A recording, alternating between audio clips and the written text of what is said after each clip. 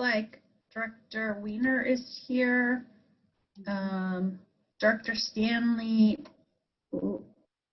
might be here. And Director Cepeda, not here yet? Not here yet. I'm not sure if Director Stanley's here. I'm here. There, yep, there we go. All right, we'll give it another couple of minutes for Director Cepeda.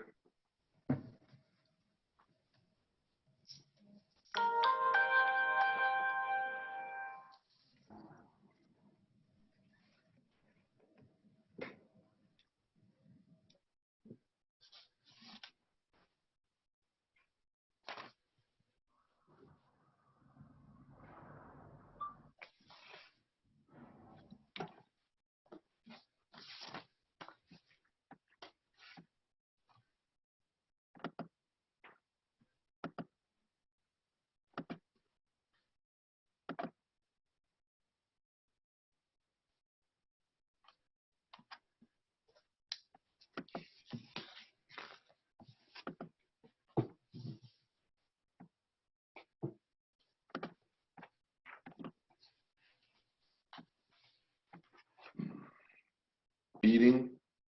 It's about 6:32. Call to order. Roll call, please. President Alvarado, Yes, here. Vice President Sedith, Yes. Director Weiner, Yes. Director Stanley, Yes. Director Cepeda. Yes. Next item, please. Item 2C, report from closed session. There is no reportable action. Thank you. Next item. Item 2D, pledge of allegiance or observation of moment of silence. I pledge allegiance to the flag of the United States of America and to the to the republic republic for which it stands, one nation, nation, under God, under God, indivisible, with liberty and justice for all. as soon as possible. Next item, please. Item 3, approval of agenda. What is the will of the body? President Alvarado, I would like to table 2 items on the agenda. Action item 7A, adopt a resolution updating the Board of Directors' policies and procedures and rescinding resolutions 15105 and 2019-10. And 2, item 7D, approve a motion to cure and correct the open session action item taken at the June 17, 2020 board meeting and nullify approval of evaluation of independent contractor board attorney due to action item not being properly agendized. Until we can meet in special session and consider 2 subjects, the board attorney's resignation and item 7D. Okay, we have a motion on the floor. Is there a second? I second. All right, please take the roll. President Alvarado, No. Vice President Sedith, Discussion. Yes. No, but I want discussion, please. Go ahead, discussion, go ahead. Yeah, I'm sorry. First discussion, Director Stanley. Make it brief, please. I'm trying, can you hear me? Yeah, we can hear you. Oh, okay. I can't get this thing. I second the motion. I know. And Time for discussion. Any comments or questions? no, but I do have, okay. I have something that I want to pull also, whenever it gets to that point. That's not what we're talking about now. Any I discussion on understand. these 2 items?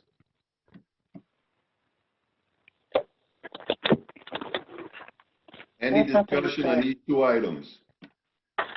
No, Director Weiner. I'd like to speak in support of my motion because I believe that the lack of attorney and all of the processes surrounding that need to be discussed before we can really move forward as a board in good order. And so I would appreciate support on this matter from my fellow board members so we can discuss those two items that I wanted I will ask to be put on a special meeting later. And these two items are wrapped up with both the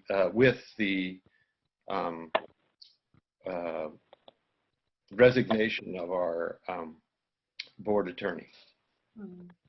Thank you, Director Weiner. Director Spada, questions, comments? My question, I'm trying to understand, Harry, a little bit more on why we would want to pool them. And what I do agree, I believe we do have an attorney on, a temporary attorney on the line, correct? Well, what we have right now, Director Cepeda, is an attorney who's on contract with the district, who is temporarily taking over the duties of the what Mick used to do. So, but that is a temporary thing. You know, the ad hoc committee right now has been given the task of finding a new attorney through an RFQ process. This is Leah Casella. I just want to clarify. I am actually not on the meeting as an interim general counsel. My office was retained by the board and by staff months ago to do the policy updates. And so I'm just here to present that item since my office has been working on it for the last 6 to 8 months. Yeah, I think everybody's clear on that, but thank you for your comment. I'd like to clarify what you just said, President Alvarado. Clarify which part? Mick did not resign. Mick sent a letter asking us to accept or reject. He's still waiting for that. He is still our board counsel. Well, first of all, I made no comment about Mick resigning. That comment was made by Director Weiner. So, and that's not what we're talking about here. Yes. So let Director Cepeda finish his comments. Thank you. Point of order. The only thing I mentioned, I was not discussing any part of the issue. I just said that the issue is wrapped up in the two items that I wish to pull. And so I feel like we need to discuss the two items I suggested be part of a session that has not been requested. But my real motion is simply to remove 7A and 7D. We got that clear, Director Weiner. Thank you. Director Cepeda. So, thank you. So, Director Weiner, I just want to, because if we get, so we're not pulling, this is part of an action. It's not part of the, the consent calendar where we're pulling items. So you don't want to discuss those agenda items at all. I don't know all the reasons. You haven't said it enough yet for me to understand it, but the board policies and procedures, for example, the 7A, that one will then give us more guidance on what to do going forward as a board, and it also contains information there for the general counsel. So I'm just curious to know more about why we would not want to discuss it now, because that's not a closed session item, 7A. And then 7D, we did take a motion back last meeting that we need to correct according to what we've been told by a contract attorney. And right now we're in violation of the Brown Act. So I'm a little bit concerned that we're not, that we hold it off and then we continue being in violation with the Brown Act. Director Cepeda, let me interrupt you for 1 second. The information that you're discussing is attorney-client privilege, so we really can't talk about that in open session. But yes, you're correct. Right now, we're possibly in violation of the Brown Act, but we can't really discuss that document. But thank you. Thank you for that clarification. Thank you. All right, so for now, unless I get a little bit more direction, I'm just trying to figure out what we can do. And also, I just want to make sure, Mr. President, that we have someone that we can ask any legal questions while we're on the line right now. So that's just my other question for the rest of the meeting as well. We have a board attorney, Jerry, and Director David is Weiner, loud. Director He's supposed to talk about Weiner, it. you We are out have of a order. board Director attorney. Weiner, Director Stanley, you are out of order. Director Weiner, go ahead. Okay, let me repeat my motion, because I'm not asking, I'm doing the opposite of asking to discuss item 7A and 7D. I'm asking to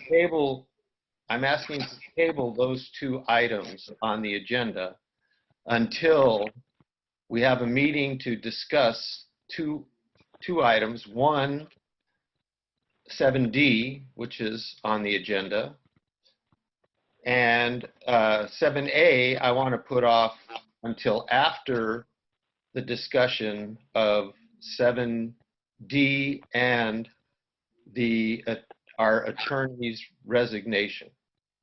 That's my idea. So I don't want to put off discussing 7D indefinitely.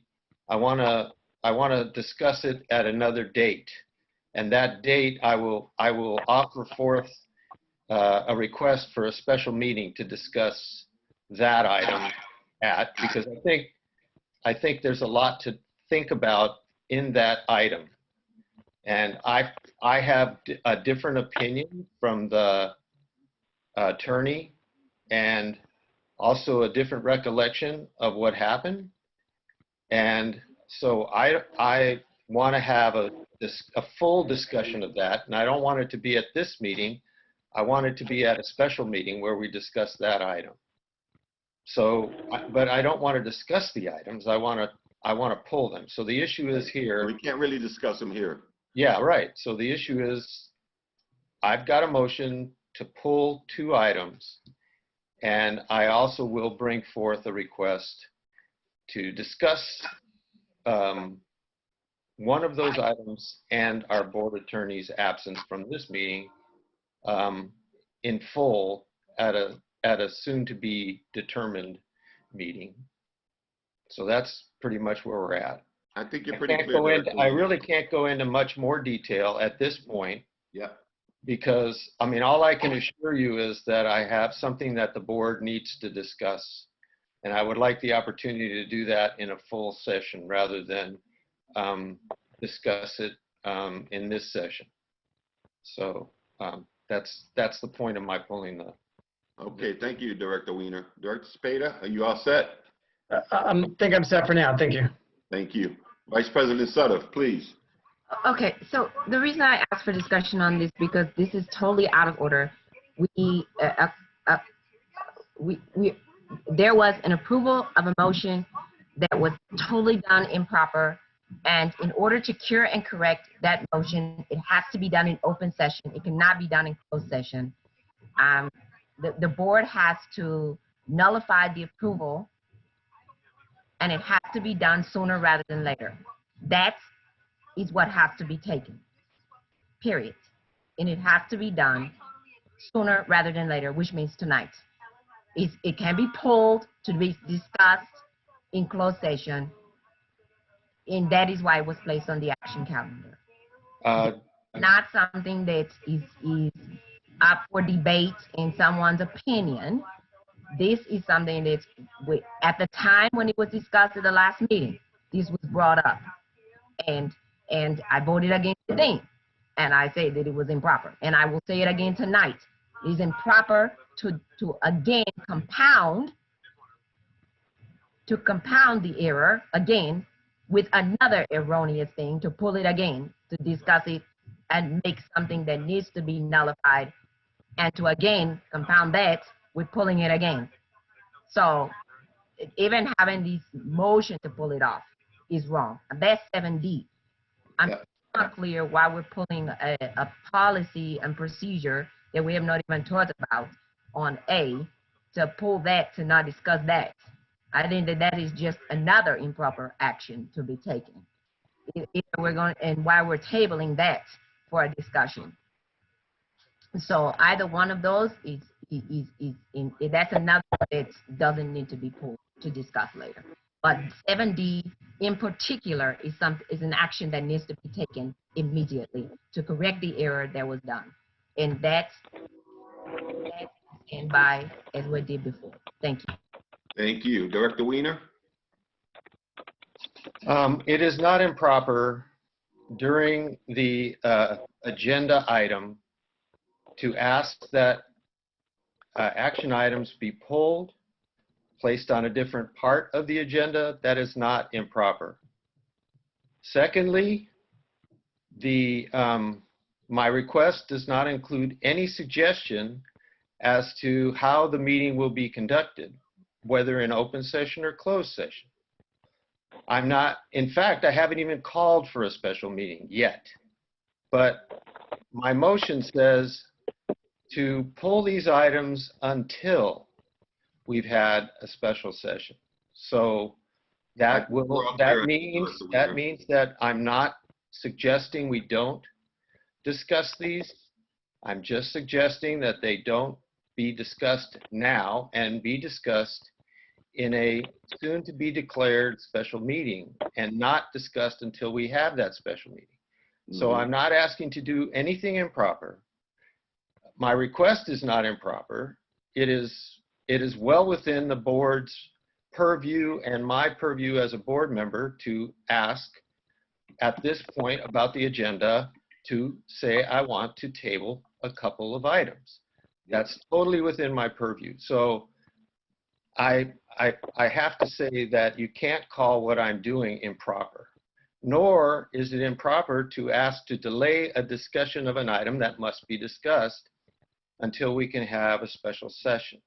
That's not improper, nor is it trying to avoid an item, nor, in my view, is the item proper.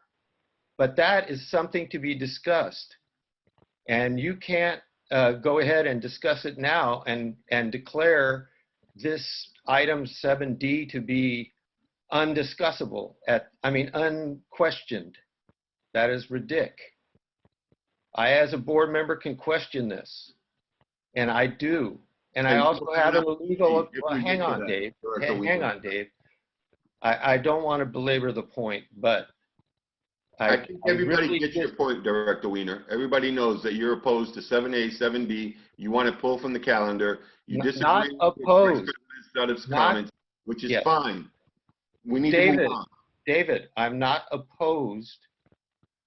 I merely want to delay discussion. We heard you, Director Weiner. All right. Well, the words that you use are important. And that's obviously the issue with 7D. The words that you use are important. So, but I want to discuss 7D in more detail. We hear you. Your words have been heard and they're on the minutes. Director Stanley, finally, last comment before we go for a vote. Yes, I think that on both the two items that we would be willing to have our counsel present to give us advice, and we don't have our counsel with us. So until we do, I don't want to talk about them. Yeah, okay. Is that your final thought? Yes. Okay. I too do not agree in tabling these items. These items need to be heard, especially 7A. I mean, that item has been vetted by the ad hoc committee and the planning committee, and we've gone through it in ad nauseum. So there's no reason for us to pull that item. 7D, we have been advised that this was a possible Brown Act violation. So we need to move forward on that as well. Please take the roll. So the motion is to remove items 7A and 7B. Yep. Okay. President Alvarado. No. D. 7A, 7A and 7D, my apologies. 7A and 7D. President Alvarado. No. Vice President Suddeth. No. Director Stanley. Yes. Director Weiner. Yes. Director Cepeda. No. Okay, the Motion item is- fails. So can I have a motion to approve the agenda as is? So moved. No, I have another motion.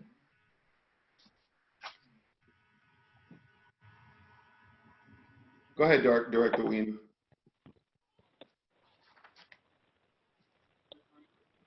I move that 7A be moved to a discussion item from action item. There's too much in there for me. There's too much in there that changes. It's a complete rewrite of our policies. Just because a committee has looked at it. Director Weiner, let me cut you off for a second. Action item is a discussion item, so it will be discussed. No, it calls for us to have a vote. I know, after we discuss it. Yes, and I feel that we need to discuss it and have sufficient time to discuss it. And I don't feel that. So you want to pull it from the agenda? That just failed. I'm not asking to pull it from the agenda. I'm asking to move it under a discussion rather than an action item, which is a totally different thing. Okay, do we have a second for Director Weiner? Motion. I second. Okay. I'm not going to allow discussion on this because we already discussed it. So take the roll, please. What's the motion exactly? Just to To remove 7A out of action into discussion. discussion. Okay. President Alvarado, No. Vice President Suddeth, No. Director Weiner, Yes. Director Stanley, Yes. Director Zepeda. No. Okay. Can I have a motion to approve the calendar as presented, please? No, I'd like to pull a consent calendar item, please. Go ahead, Director Stanley. 6A, the minutes are not correct. So you want to pull something from the consent calendar Correct. and move it to action? I guess, yeah. Yeah, because that's the only way. Okay. So Director Stanley would like to remove 6A from consent to action calendar. She have a motion and do I have a second? Second. Okay, please take the roll. President Alvarado, No. Vice President Suddeth, No. Director Stanley, Yes. Director Weiner, Yes. Director Zepeda. No. Motion Next fails. item, please. Motion to approve the agenda as presented. Can I have a motion, please? A motion to approve the agenda as it is. Second, please. Second. Please take the roll. President Alvarado, Yes. Vice President Suddeth, Yes. Director Stanley, No. Director Weiner, No. Director Zepeda. Yes. Motion passes 3-2. Okay, next item, please. Item 4, public comments, items not on the agenda. Do we have any public speakers? Any public comments? Any? All right, you can skip We do not. all the verbiage. Next item, please. Item 5, public hearing. Item 1, hold a public hearing and adopt a resolution for the fiscal year 2021 sewer use charge, environmental quality charge, authorizing Contra Costa County to collect said charges on the county tax roll for West County Wastewater District. Okay, I'm going to open the hearing. Does staff have a presentation on this? I have a few comments if the board would like to entertain. Please.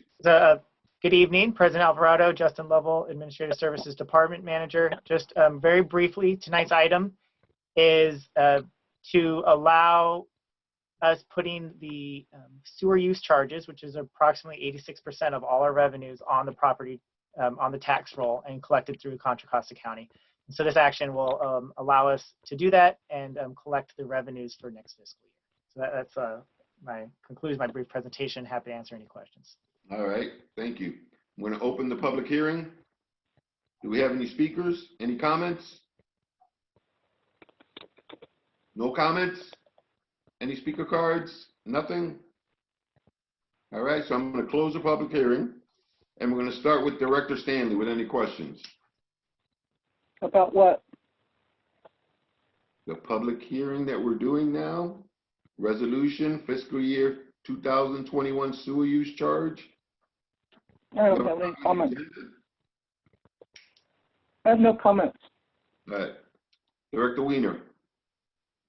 No questions or concerns. Thank you. Director Cepeda. No, no questions. Vice President Sutter. No, sir, I'm good, thank you. Thank you, and I have no questions. So I'm looking for a motion to approve the resolution for fiscal year 2021 sewer use charge, authorizing Contra Costa County to collect said charges on county tax roll for West County wastewater district. Can I get a So motion? moved. All right, and I have a second. I'm sorry, was that Vice President Suddeth or Director Cepeda? I did not. I can't- Sir. Yes, ma'am, that was me. Thank you. Point of order? Sure, go ahead.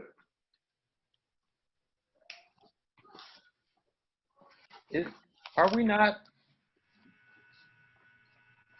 out of order since it's a public hearing and not an action item? No, we're not out of order. I mean, is it? We'll have a public hearing before you do a resolution. So you don't put resolutions under action? No. Okay. Anything else? No, that's it. Okay. We have a first and a second on that? A motion and second? I have a first, I have no second. I second the motion. Item has been moved and properly seconded. Please take the roll. President Alvarado, Yes. Vice President Suddeth, Yes. Director Stanley, Yes. Director Weiner, Yes? Director Cepeda. Yes. Motion passes. Thank you. Next item, please. Item 6, consent calendar. 6A, approve the minutes for the regular board meeting held June 17th, 2020. 6B, adopt a resolution approving the renaming of the administration supervisor class specification to district clerk, amending the job classification, specification, and authorize the amendment of the fiscal year 2021 position control list and wage schedule to reflect the new title effective July 1st, 2020. 6C, adopt a resolution approving the job classification specifications and salary schedule of Human Resources Manager and adding the position to the fiscal year 2021 salary schedule. Thank you. Director Stanley, you said you had a correction to the minutes? Yes. All right. I, Understated. pardon? What is your correction?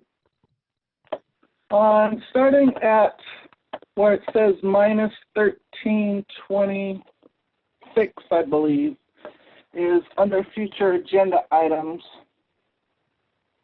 I have to pull it on my phone, sorry. But there was no motion made on the attorney evaluation. I did not make a motion.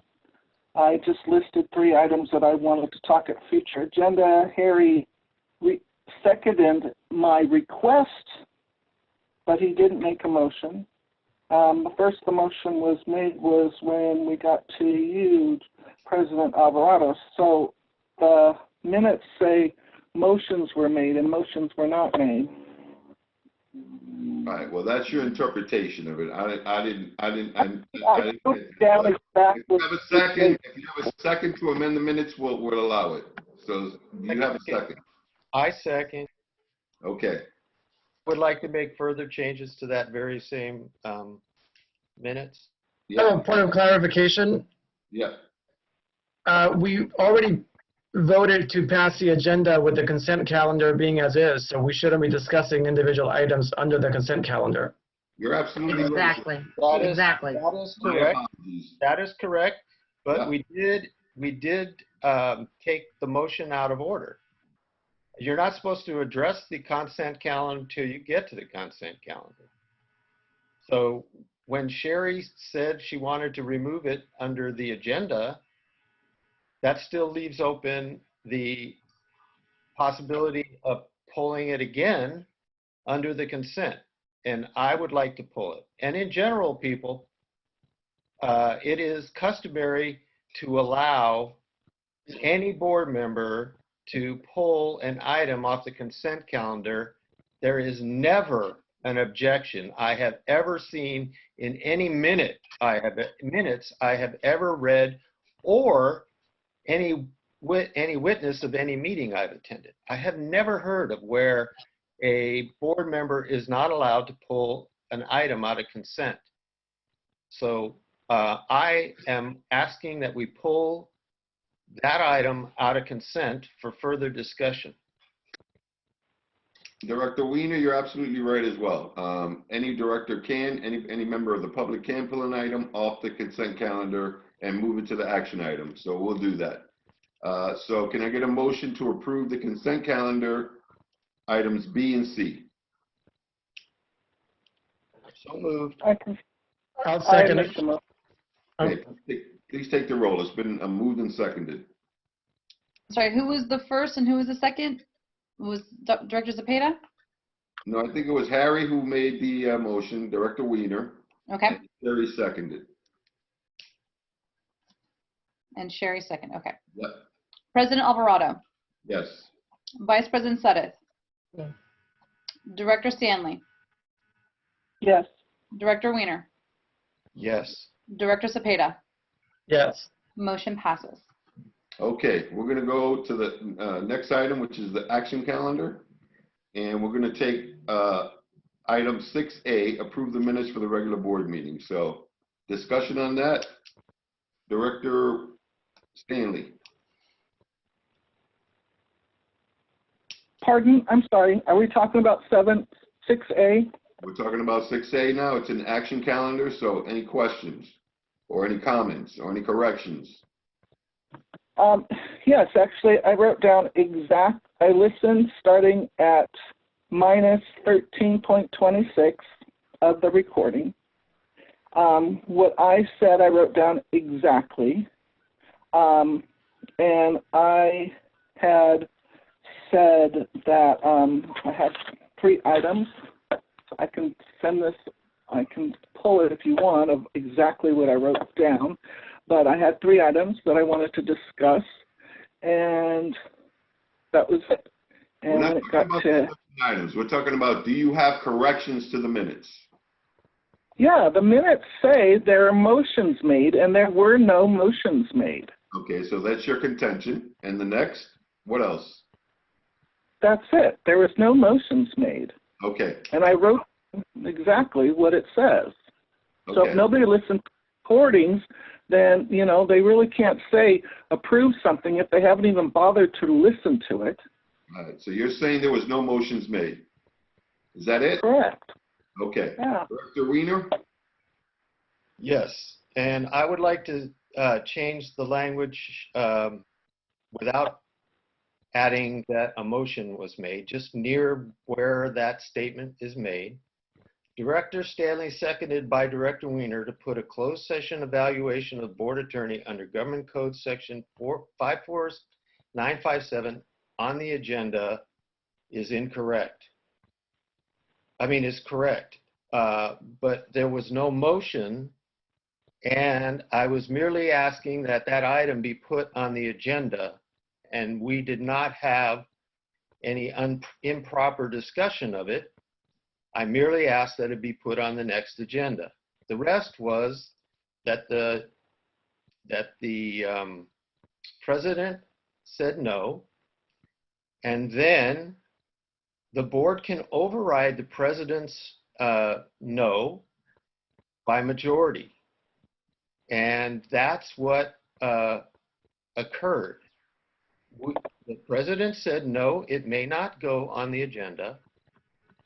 And I objected. I said I wanted to get a polling of the board to put it on the agenda.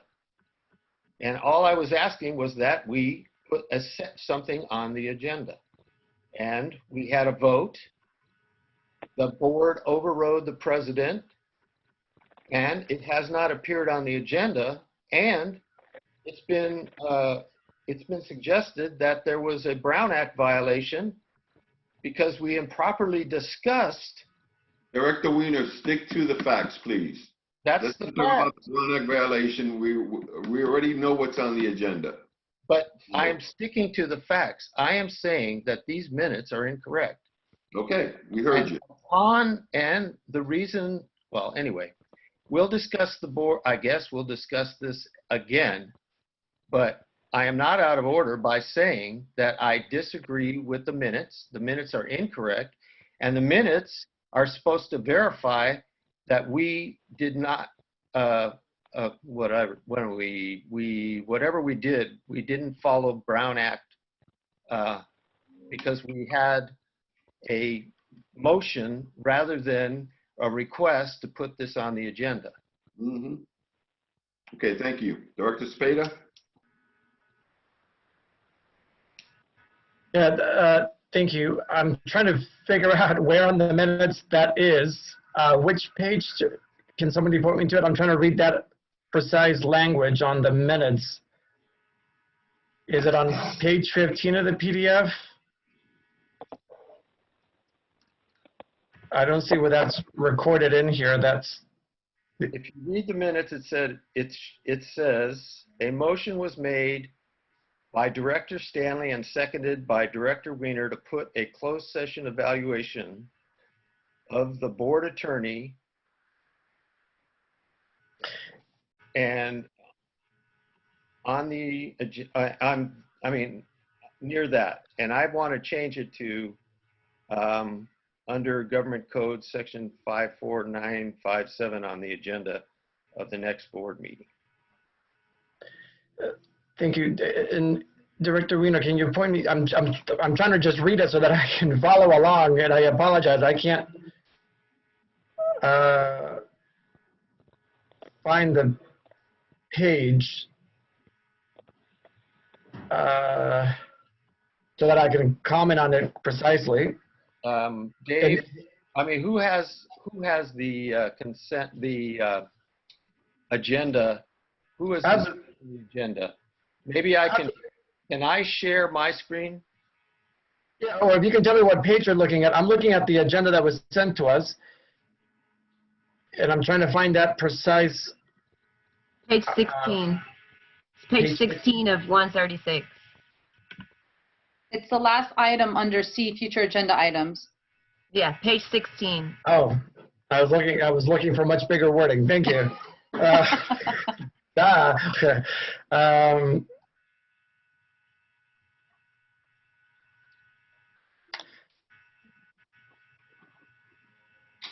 Okay. Do we have? My question would then be, a few days ago, I think everybody might have forgotten what it was. And Director Weiner, you said that you listened to the recording. Do we have something that has verbatim a transcript of that we can just look at it so we can correct it accordingly, and it's not based on somebody's recollection? Because I think at least for me, speaking for myself, I don't remember exactly the verbiage that we used 15 days ago or 16 days ago, whatever it was. President Alvarado, could I answer that question? Sure, go right ahead. So there are recordings that are up on the website of the meetings. There are also transcripts, word for word transcripts. So we have had the meeting listened to several times. So, but that information is available. And if you want to listen to it, Director Cepeda, if you fast forward to where it says negative 1326, 13.26, that's when the discussion started. Thank you. So but for the purpose of us amending these minutes, are we able to just peek at the transcript, Lisa, so we can say, here it is, copy paste exactly what those minutes say? Just to make sure that it's reflective and it's not somebody else's interpretation, but it's the actual transcript? Well, what I might suggest is that if you are not going to take a motion on this item this evening and you want us to go back and take a listen to the minutes, we can do that and come back. You could approve the minutes with corrections as well, but that would probably be the easiest. I don't think the board is going to be able to go through the transcripts word for word at this meeting and there's also disagreements. So. Right. That's not going to happen, not tonight. Okay. Director Spada, anything further? That's it. Thank you. Okay, thank you. Vice President Sutter? I would like to move that we pull this item for later. Director Weiner, you had your turn. It's now Vice President Sutter's turn for questions or comments. I'll get back to you in a minute. Thank you. Thank you. Vice President Sutter? Yes. You know, we spent a lot of time over the last year trying to avoid this very thing right here. This whole night doesn't even sit well with me. This whole little back and forth and arguing over semantics. You know, I would have preferred if we're going to argue over whether the motion was made or seconded, or somebody said, "Oh, I recommend." Then you bring what you want us to listen to, or you bring what you want us to see, or you print out the transcript. But to come in here and start this mini war because you don't like something. Hell, I didn't like that the action was taken at the last meeting, but it was taken. Even after I gave guidance that it was out of order. But I was overruled. And I took it like an adult. And I walked away from it. But to come back and to find out that you were wrong, that you were incorrect, that you did something, and then to not take it as an adult and to come back with this pettiness is unacceptable. And then to put names on people or to throw these kind of shade is not acceptable to me. It's not acceptable. I don't like this microaggressions that you guys are throwing out here. I don't like it. I said what I said. I said what I said 2 weeks ago at the meeting. And I'm saying what I said tonight. And I have a right to say it. You don't get to sit here and keep saying, "Oh, I have a right to bring this up," and don't think someone can say what they want to say. You don't get to keep poking because you're upset about something.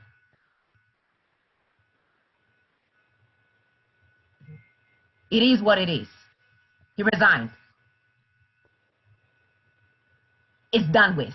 Let's move on with the business of the district. And if you can't move on with the business of the district, then you need to make some major decisions about your position.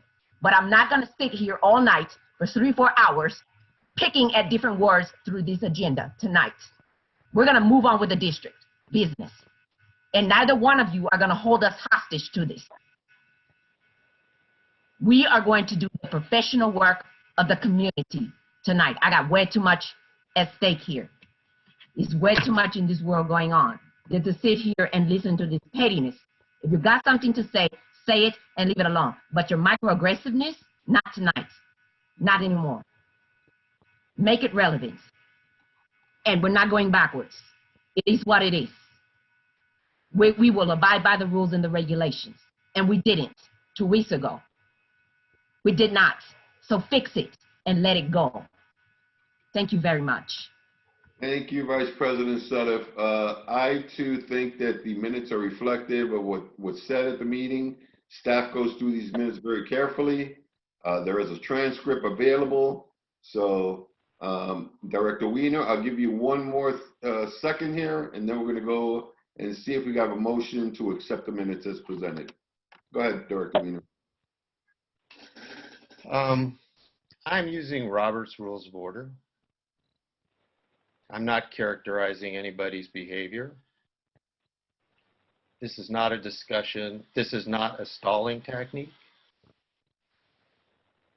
The board, as a board member, I do not have to bend to the will of any other board member. I'm not being petty. I'm not trying to undo anything. I have a completely different and valid view. It's my opinion, and that's why I'm here. Exactly, Director Okay, Weiner, that's your I'm not opinion. So you done. can I'm give not your done. opinion, I'm not done. and Vice I am President not Smith can done. give her opinion as well. So let's move on. Do you have a motion? Do you have anything to You add? cannot cut off. You cannot cut me off. That is No, not. I'm going to cut you off, Director Weiner, because this is getting ridiculous. You're out of order. Do you have anything to add about the minutes? Any Excuse me. motion? I was insulted. I was insulted. Well, And Vice I President want that to stand. was insulted as So well. if you would She not, did if you want to cut me off, then you please admonish Director Suddeth to keep her opinions about my motivations to herself. It's Vice President Suddeth, first of all, and you have been doing this all night. You have monopolized this meeting all night. It's enough. Both you and Director Stanley have monopolized this meeting, and it's Vice President Suddeth if you want to be We're all correct. out of order We're here. done. Now, We're done. I will call a recess to this meeting right away. Do you have a motion, Director Weiner, regarding the minutes? If you do not, we're going to move forward. I made the motion. It was seconded. Motion for? To pull this, to discuss it, and to change it. Director Stanley had. It's already been pulled and it's in the action item. Your other motion was already done. We're here in action item because you pulled it. We can't take this item anywhere else. I suggested a change. Now we need to vote on it.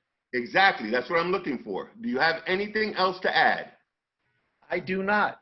Just Okay, stop. so Just stop. We have a motion to approve the minutes with Director Weiner's and Director Stanley's corrections. Do we have a motion? I moved it. It's been seconded. You didn't move it, Director Weiner. Now you're moving it. Is there a second? I move that we change the minutes. I already heard it. You moved it. I need a second now. I seconded it. Okay. Okay, call the question. Okay. Roll call, please. President Alvarado, No. I'm Vice sorry. President- Yes. I'm sorry. Yes.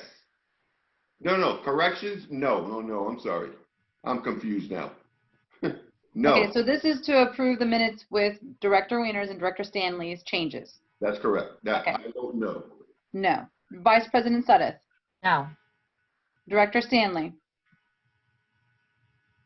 Of course. Director Weiner, Yes. Director Cepeda. I'm sorry, I need to be able to know what was said. We're about to amend something without confirming if what was typed up was incorrect or not. I just don't see how we're voting on something without, I have not been given an actual transcript to be able to make this, so with no information, I can't vote one way or the other. So I'm gonna have to abstain from voting because I don't have enough information right now. Abstains.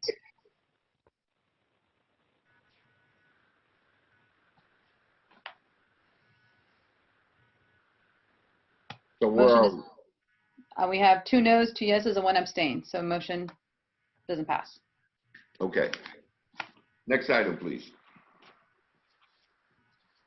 Item 7A, adopt a resolution updating the Board of Directors' policies and procedures and rescinding resolutions 15. Point of clarification, please. If there's 2 for, 2 against, and 1 abstain, you said it didn't pass, but it doesn't fail either. Yeah, it does. Is that correct? Yeah, it does. Cheryl, I don't understand what. The motion fails. It was a tie. The motion fails. That's the way it So works. you're gonna let an incorrect minutes go forward? Director Stanley, you know what? We're on to the next item already. They Why are. Why can't you give Mr. Cepeda information about how to have this Director come Stanley, back we're in a later? meeting right now. And by the way, this is the 4th time you've come in out of order. So, Calling you out of order, and I'm telling you to cease and desist. We're moving along. Go ahead, Director Weiner. Director Weiner? Sherry, the motion failed. There was nothing underhanded about it. If Director Cepeda had wished to question, he could have had an alternate motion or an amendment or whatever. Yeah, thank you. And that's the end of it, so. Next item, please. 7A, adopt a resolution updating the Board of Directors' policies and procedures and rescinding resolutions 15-105 and 2019-10. Okay, we've talked about this, and it's gone to committee. It's gone to two different committees, the ad hoc committee and the planning committee. So we have talked about this till we're blue in the face. So I'm ready to call for a vote on this, unless anyone has discussion. I have much. I do. All right, so go ahead, Dr. Stanley. And keep it per. Let Harry go first. I first have a question. Are we going to get a presentation on this or not? No, we're not, because it's already been presented at 6 different occasions. No, it has not come before the board until now. No, it's come before the board. We discussed the board's policies and procedures previously. We did not discuss this policy and procedure before now. Director Weiner, The I'm committee, losing my patience with you the tonight. But committee- you know what? Because I'm going to respect you as a director, I'm talking now. Because I'm going to respect your position as director, I'm going to ask staff to give us a brief presentation. Brief. And by the way, you've had an opportunity to review this, and I also sent out a reminder email to everybody. Review everything you have, and if you have questions or comments, please send it out to Lisa prior to tonight. Why don't you wait for your questions for after the presentation? So I'm going to ask. I have a point of order. Go ahead. What's your point? My point of order is that I am prepared to talk about this, but that has nothing to do with what I'm bringing up. The claim that this has come before the board before is incorrect. I've read it now for the first time, and I have many comments. But to say that the board has seen this before is incorrect. The board as a whole has. You have many comments, and you still want a presentation, correct? No, I'm not asking for a presentation. That's your decision. You just said we didn't have a presentation on it. Is either A or B? What I said was, this is the first time this has come before the board in this form, the board as a whole in this form. And you said it has been presented to us ad infinitum. And I said, no, it has not. And I have much to say. Director Weiner, do you want a presentation or do you want to do questions and comments now? You asked for the presentation, I did not. Okay, so go ahead with your comments. Okay. Mr. President, I have grave concerns about this complete rewrite of the policies and procedures document. It is not a mere update or a correction, but a revision of the board and its powers. I am not sure that I expected the Planning Committee and the GM to completely revise and even rename the board policy resolutions. Mr. President, what process will we use to review this document? It has so many changes that a single meeting should not be deemed sufficient for review and discussion and passage. I was on the ad hoc committee to review the policies and procedures of this document, and this document may reflect some of my suggestions or our suggestions, the ad hoc committee, but it is completely changed. What prompted the committee to do a complete rewrite instead of a simple modification? Why wasn't our board attorney, the primary counsel, involved in the drafting of the new policies and procedures? He would have been the best to judge whether the spirit of the previous board policy decisions were maintained in this rewrite and point them out as the process unfolded. The The board does not consist of just its current membership. Policy is the way the board communicates through its changing membership. Why are we granting new authorities to the GM? Why are we giving up the independence of the board attorney vis-a-vis the GM? I asked my colleagues for their open mind during this review, as I am most concerned about changes regarding board sovereignty and the weakening of the West County Wastewater Board's ability to direct and monitor the general manager. Just one example from the summary. Summary of changes. Included in section 4A, process for directors to ask questions of staff or the GC through the GM. Really? Really? My reading of resolution number 16-057 from the Board Member Resource Guide from fiscal year 2019 is that when the board reserves control of the board, oh, I'm sorry, I have to think about how this looks. It didn't come out like I wanted. In that guide, in that resolution, the board grants the GM total control of district personnel free from board interference, but it reserves control of the board attorney. To further buttress this control, the board of directors retains the authority to retain or dismiss consultants for board functions and projects.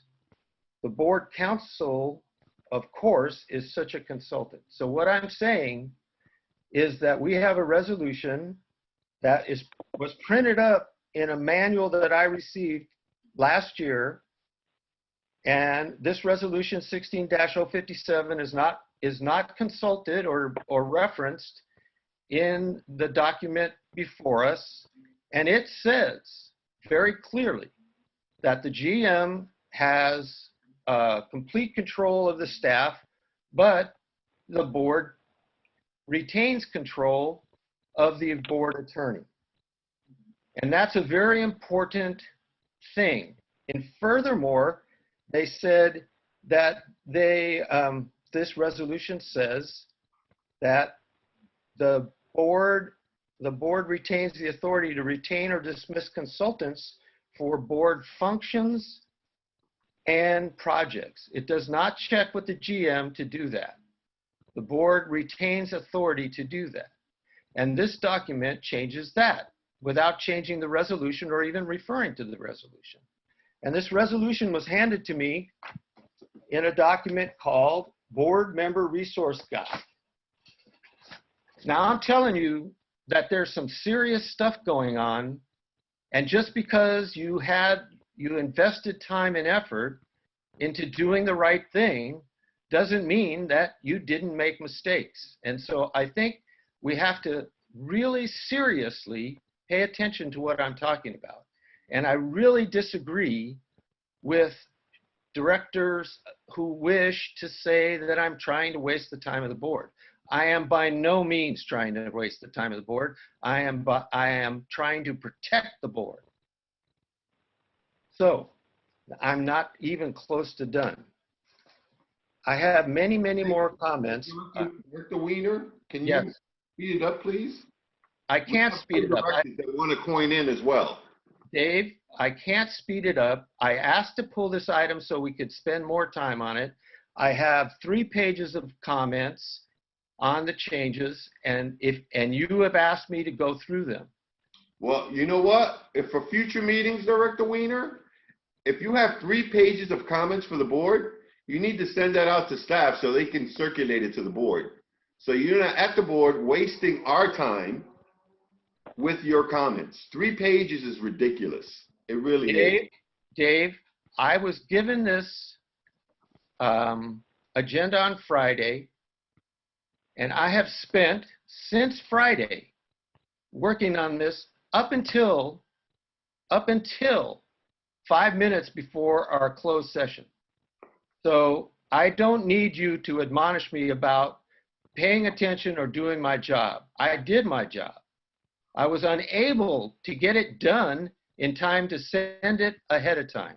All right, Director Weiner. I have to suffer. Finish your comments. I don't want to hear your verbiage. Finish your comments on the issue at hand.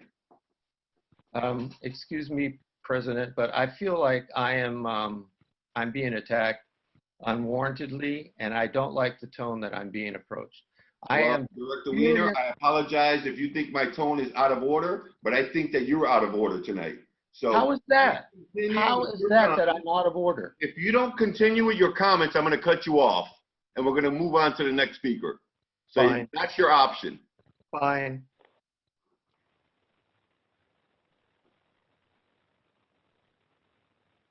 Are you going to finish? Yes, I'm reading, Dave. Okay. Shut up. I Don't- have many more. Wait a second. Hold on 1 second. First of all, don't you ever tell me to shut up. I am the president of this board, and I am calling you out of order right now. And guess what? You're done on this issue. We're going on to the next speaker. Director Stanley. Point of order, you can't do that. Point of order, I can. Director Stanley, Cannot do that. I can. And I No, just you did. cannot stop me from speaking. Yes, I can. That's my job as president, to move the meeting along. If it was up to you, You we'd be have here. no authority. Next Stop item, a fellow please. board member Next speaker, from please. Director Stanley. proceeding Can with. someone mute lawful- Director Weiner, please? Thank you. Director Stanley. Well, my main problem is that this, well, for one thing, we got the presentation this morning, and this is becoming a habit that we're getting information we need for a board meeting the morning of or the afternoon of or even a couple of hours before a meeting, and I find that disconcerting because like Director Weiner, I've spent since Friday working on this thing, and I also take issue with the fact that this was developed primarily by outside counsel, and our board counsel didn't know about it. Under Health and Safety Code 6493, the board has the statutory right to employ special counsel for any purpose, not the general manager. So in reality, any attorneys hired by our general manager, those contracts are void. Those are invalid. And the fact that our board attorney has not reviewed them, was not ever given the opportunity to review them, and has been excused from this meeting is beyond the pale. This is unacceptable.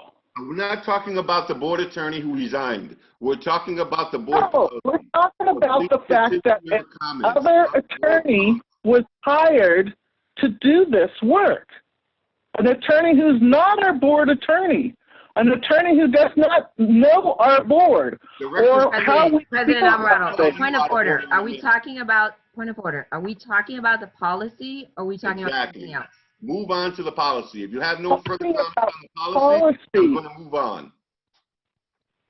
I'm talking about the policy. Okay. I want our board attorney to review it. Okay, you made that And point I- clear. Next item, next thing, please. I want to go through it slowly with the board members at a workshop or something to that like that. Yeah. Director Stanley, are you done? I'm done. Okay, Director Cepeda.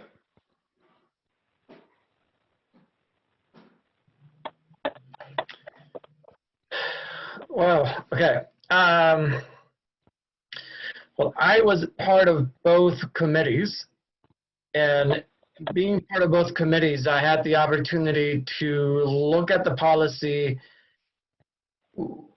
before any red comments were made, and I had the privilege of working with Director Weiner on it, and we looked at it, and then when we then moved it over to the other committee, which has a a matter of fact, I clarified that I did not think it needed to go to another committee because the board had already given the ad hoc committee the instructions to work on this. But then there was another director on here who mentioned that she wanted it to go to the other committee, and then by happenstance, I was then moved over to that committee, so I got the chance to work on both committees. So while there were some more changes, there was more information. That new committee, we work with staff. Staff also had to put their input, which was the reason that I was told was why I had to go to the planning committee. So that way the staff could work with the directors and give their input on the policies to clean up anything that they saw from other policies that weren't taking effect.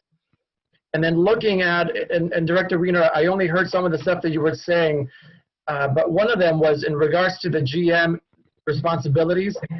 And the original, not redlined policy, it does say for the GM and that the board is to communicate to the GM. So that didn't really change.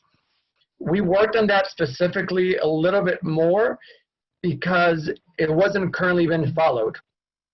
A lot of the current policies were not being followed. And because they were not being followed, we felt like we needed to be a little bit stronger in our wording to make sure that any future directors coming in would read it and understand the process. So we are not able to, as a board of directors, we are not able to give staff direction one-on-one. It has to go through the GM. That's how it's always been. Many of us just jump over that hoop and go directly to staff, breaking the policy. If we were to stick to this policy, I mean, we are so out of compliance.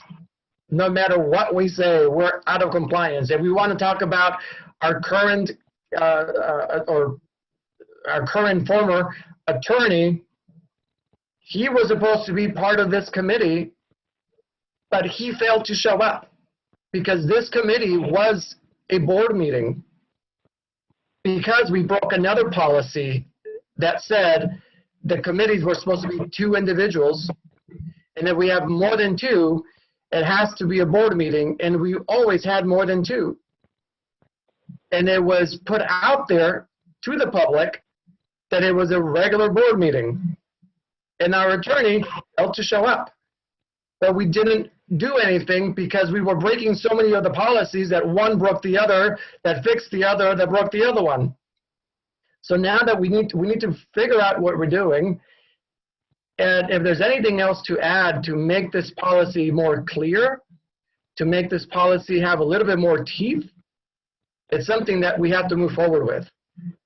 And for me, at the beginning, when I asked about policies, this is how it all began, because I didn't really see us following any guidelines, any policies, any direction. So we need to be able to fix it. And if there's anything else that we need to add, let's add, but to make it more clear, not to remove, because I do not think that there was any intention in here to take any power away from the board, and we really can't. We make policy, that's our ultimate power.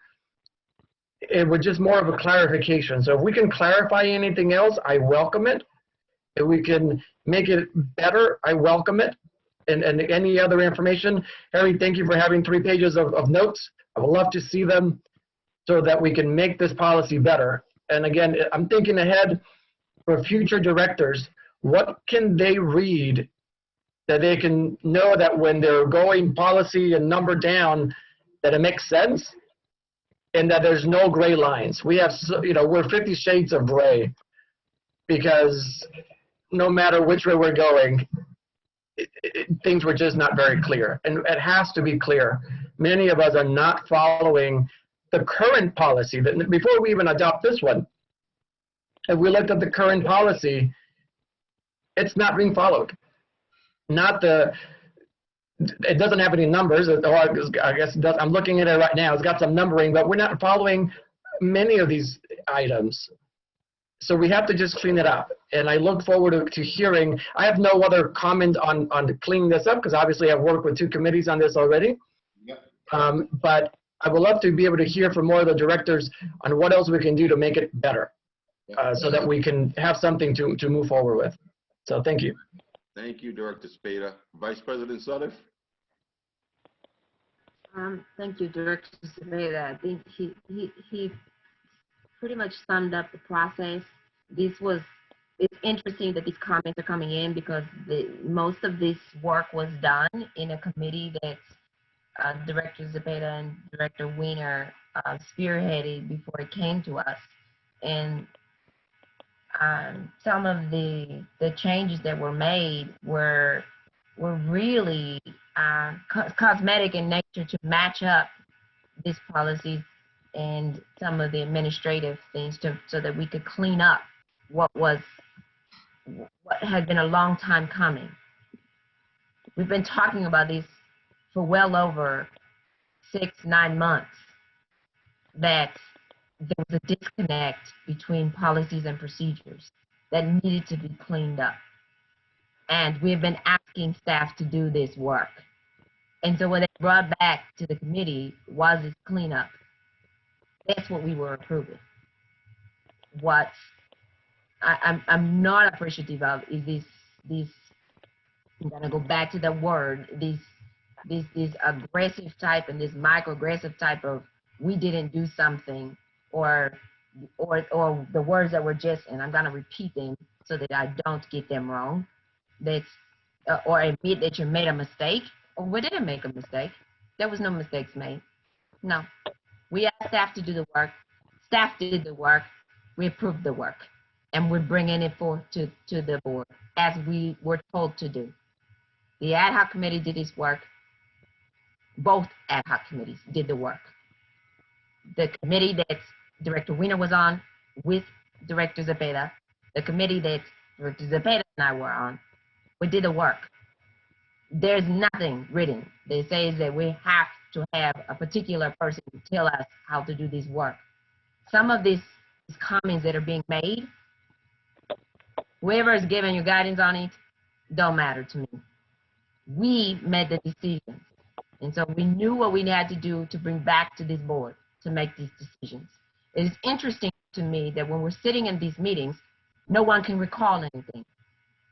No one can recall a rule. No one can recall a regulation.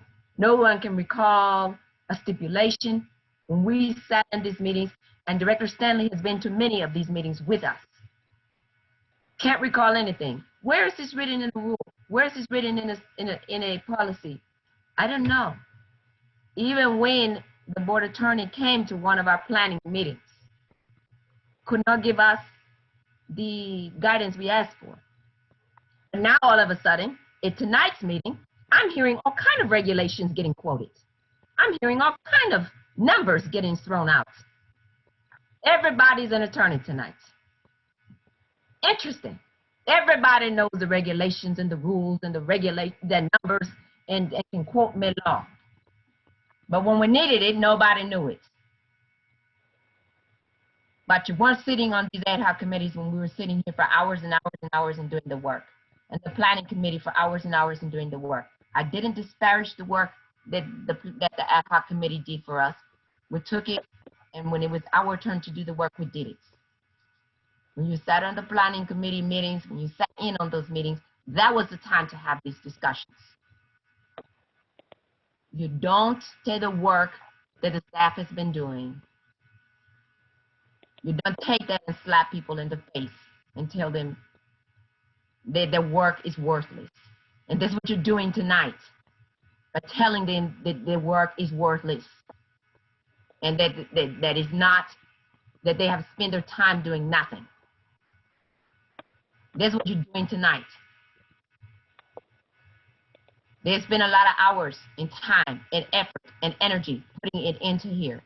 I don't need your rebuttal, because this is not a personal conversation. And part of the problem we have here is that there's too many egos. There's too much of what about me in these conversations. This has nothing to do with you personally. And sometimes you need to take a step back and quit thinking about yourself. This has nothing to do with you. This has nothing to do with any of us.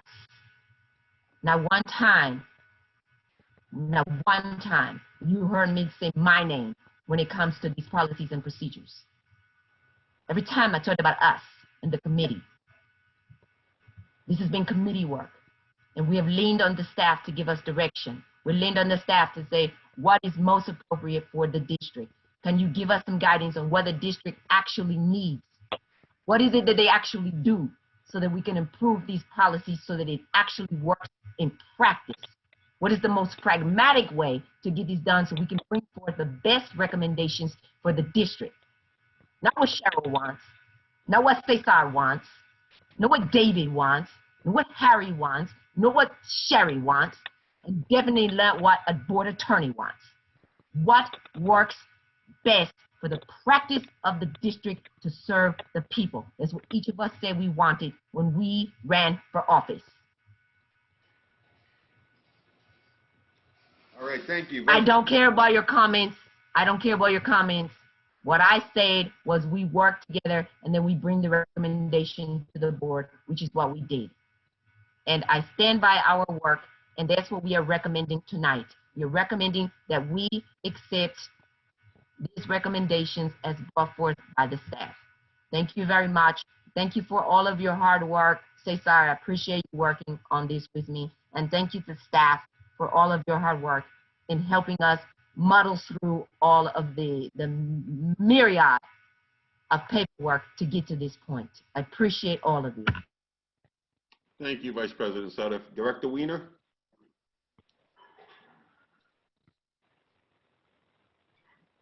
I did not do all this work to criticize anybody.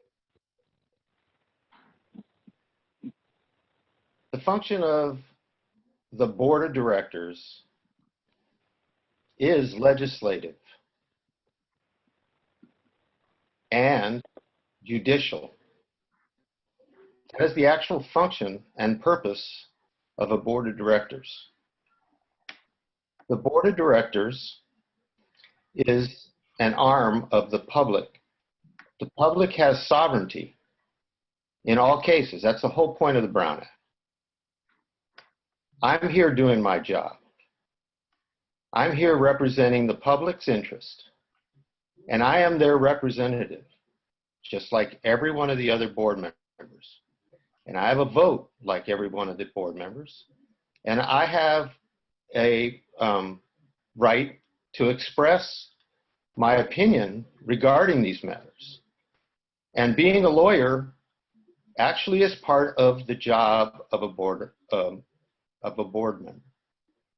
Now, I maintain not that anybody did any bad work, but that the import of the changes made to our policy is different than the committee thinks. And I don't think that the committee should dismiss me because I point out that I know it was not your intention to do anything but make the board policy better. Mm-hmm. And I also suggest to you that I saw my work in these policies. But there were big changes to the policy that I did not suggest and that Caesar did not suggest. Huge changes. There were whole sections added. What I'm talking about specifically is the relationship between three bodies. The board, the board's attorney, and the GM. And I have a view of that. And I believe that previous boards had the same view. And they did so because that is the way boards are organized by law. Now, I started throwing numbers out because I did a lot of research, because I feel that the board needs to follow the law. Now, in addition to policy, there are codes that implement the policy. And so I'm referring to the codes. I looked up the codes, and I looked through the policy in light of the codes and other policies that are not being addressed, that conflict with this policy.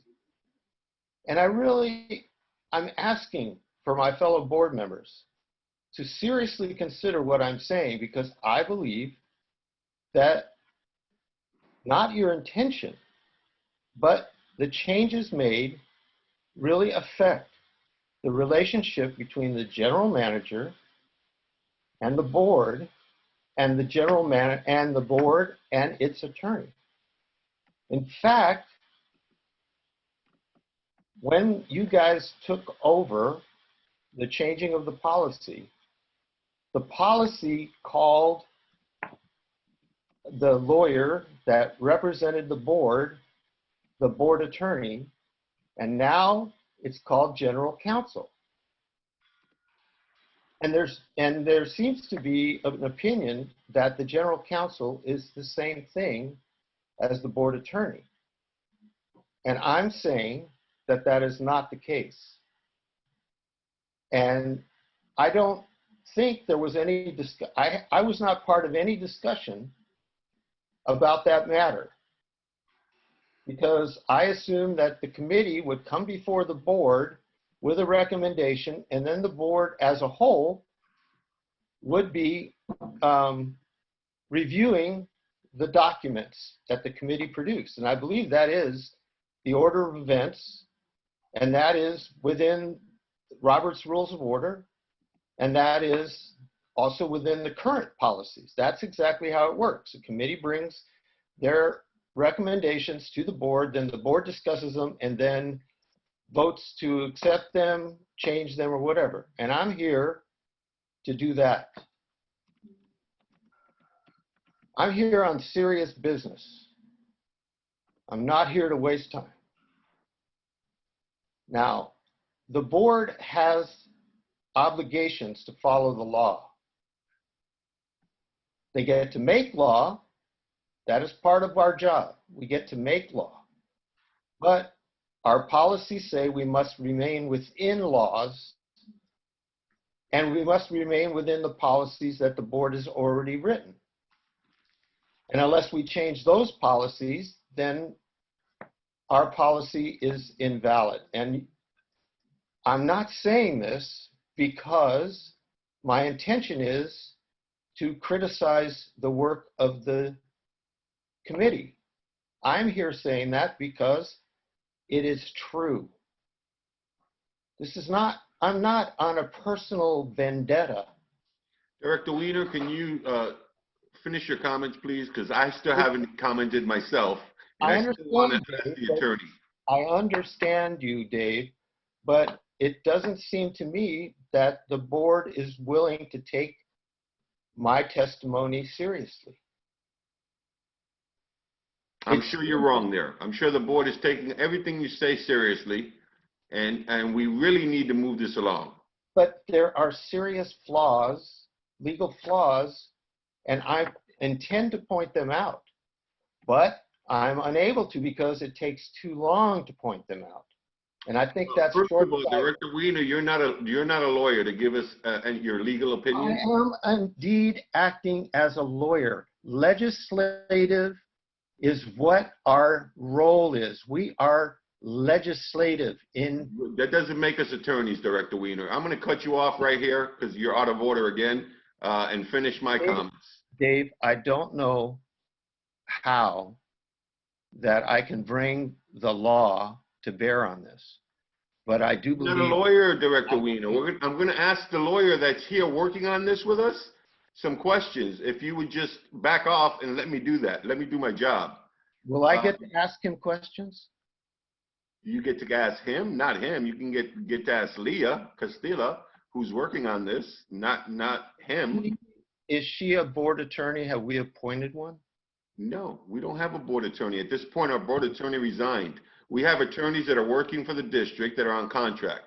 So Leah's job is to work on this document. So I'm going to ask Leah to give us your take on what's been happening here, Leah. Make it quick. I don't want anything long-winded, just get to the point really quickly. You're used to lawyers being long-winded. So I just want to clarify a couple of things to help for the board to understand. And the first is, I represent in a variety of capacities 5 different sanitary districts. We've done substantial provisions of policies for every one of them. Leah, I can say with confidence that these policies Leah? do absolutely comply Leah? with the law. Leah? There's nothing that is inconsistent. Can someone tell Leah that we can't hardly hear her, please? Yes, can you hear me? Hello? I'm here, but Yeah, your connection's really bad. I mean, really bad. You're coming in. One second. I'm going to join my phone. Please.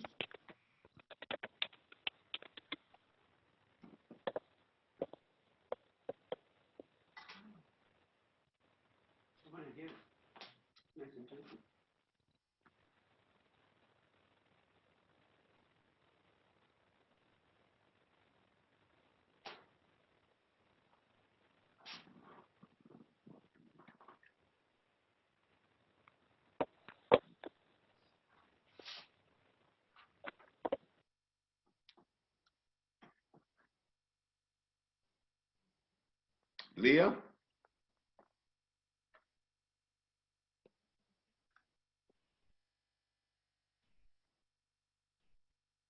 Can you hear me now? We're still getting that muddled voice, but try again. Keep talking. Let me hear. Are you able to? No, it's really bad. Apologies. It's been fun all night, but Yeah, we can't hear. We can't. okay. Let me.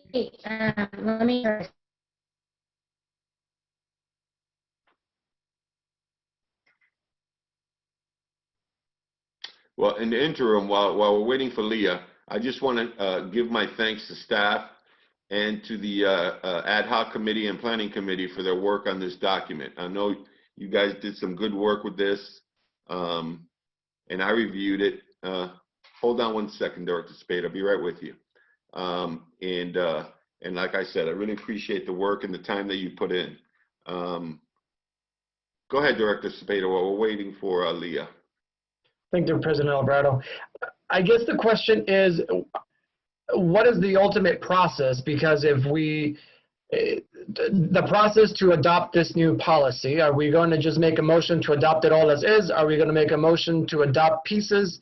I guess if I can get some clarification, so that way I think that would help the rest of the board to figure out how are we going to chop up and eat up this big animal, this big elephant. Again, is it just going to be one? Are we expecting one motion, all or none, or are we going to break it up into pieces? Because if we're going to break it up into any amendments, then we might need to just. At this point, Director Cepeda, it's on the action calendar as is. Nobody's made a motion to approve it with amendments.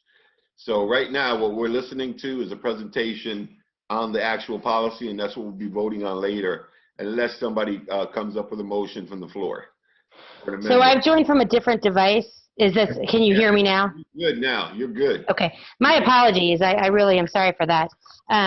So again, let me make a couple of points. The first is I am confident that that there are no legal issues with these policies and procedures, number one. Number two, the objective of these policies and procedures is not to change the relationship between the general counsel, the district, the general manager, and the board. It is simply to clarify how that relationship should function. So, for example, it remains the case that the board directs the general counsel. That's in section 2.1.7 of the responsibilities of the board of directors. Nothing in this policy changes that the board directs the general counsel. What the policies do is they try to create a process by which no individual board member directs the general counsel, so that instead, if the board wants to provide direction to the general counsel, that be done by the board as a whole, not by an individual board member. That is a best practice and is there for the protection of the district, to make sure that no individual board member commits significant funding on the part of staff time, contract attorney time, etc., without the entirety of the board having the opportunity to provide direction. The last point I will make is, with respect to the things that seem new in this document, there is actually nothing in this document that does not already exist. It simply puts everything in one place. So, for example, the general manager's responsibilities. Those are responsibilities that currently exist in resolution and in the general manager's contract. They are simply put into this document to clarify that, so that the board knows precisely what those responsibilities are. Similarly, the general counsel's responsibilities are, as they were in the other policy, simply elaborated on in order to ensure that this board and future boards have a very clear idea of what precisely those responsibilities are. The final point I will address has to do with the need for the communications to be directed through the general manager. And I think, as Director Cepeda pointed out, this is actually not new. This same language was in your existing policies and procedures. It specifically said that it is the general manager's responsibility to manage communications and requests between the board and staff. The difference here is that it now provides a way to do that, so that instead of simply saying the general manager manages communications, it provides a process by which the board can accomplish that goal. The same is true of the general counsel. It provides a process to ensure that if the board wants to direct the actions of the general counsel, that it be done based on action of the entire board, not action of an individual board member. And I will end with, these policies and procedures reflect best practices across sanitary districts in the state of California, and I believe will provide all of you with significant guidance to assist in running these meetings and fulfilling your obligations as board members in the future and for future boards as well. All right, well, thank you, Leah, for that little presentation. Leah, when you first came on, you were telling us about your credentials, but we couldn't hear you, so. Oh, my apologies. That's okay. So I served either as general counsel, assistant general counsel, or special counsel for 6 to 7 different sanitary districts. I've been doing that work for the past 8 to 10 years, and I have done policy revisions for every one of them, some as substantial as this. For my most recent general counsel client, we did a complete revise of all of the policies and procedures. These policies and procedures were not just handled by me. They were vetted by other attorneys in my office who also have significant general counsel experience, both for sanitary districts and for other public agencies. So our was not to change the relationship of anyone. It was simply to incorporate clarity, best practices, and defined procedures so that the board, by looking at these documents, knows how to best effectuate themselves as they fulfill their obligations as board members. All right, thank you very much, Leah. So I think we have discussed this. Every board member has had an opportunity to weigh in, and give us their opinion or their questions or comments. So I'm looking for a motion to approve the update to the Board of Directors policies and procedures. Can I get a motion, please? Director Alvarado, and I apologize for interrupting you. There is one item in the policies and procedures that actually requires a decision by the board. There is an option A and an option B. And so it can't be, it needs to be, that option needs to be discussed. And then you can choose which option to pursue. And then at that point, you might want to entertain the motion. Okay, what, Leah, can you point out which one that is? yeah, Yes, clear- it's in section 2.5, and it has to do with the election of the vice president and the president. The two options reflect the two different ways that sanitary districts do this. The Mhm. first is, in some districts, there is a schedule so that people automatically kind of move up the ranks based on their tenure on the board, and there is a creation of a schedule that the board always has the opportunity to change or get rid of, but instead of just having an election every year, there's a schedule of who slots into the position each year. The second option is to just have an election every year. So it's laid out as option A and option B on section 2.5 of the proposed policies and procedures. Okay. So, so going forward on the vote, how do we vote on this? Well, what I would do is I would invite discussion on A versus B, and then whomever makes a motion should make a motion to adopt the policies and procedures with option A or option B, so that Okay. the motion identifies which option. Gotcha. All right, so we're gonna start with Director Stanley. Option A or option B? I want the one that we vote every year. That we vote, so that's option B. It's actually Okay. option A. Oh, it's Option A is the vote every year, option B is the rotation. Oh, okay.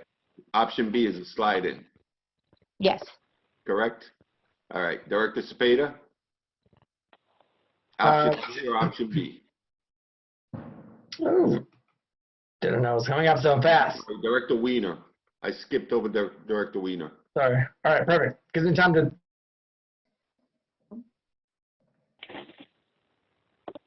Director Weiner, option A or option B?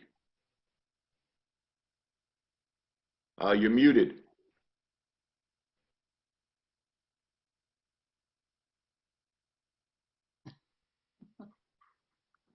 Hang on. Okay, All there right. you go. I formerly was able to push my button here, but now I have to use the thing. Anyway, I do have a question on B, and I was wondering why we decided to make it so complicated. Does anybody recall the discussion on it? Why there's like every time somebody's elected, if you go through that, you have to redo it instead of establishing some sort of a general rule for succession? Why did it become constantly revisable whenever any new board member comes on board?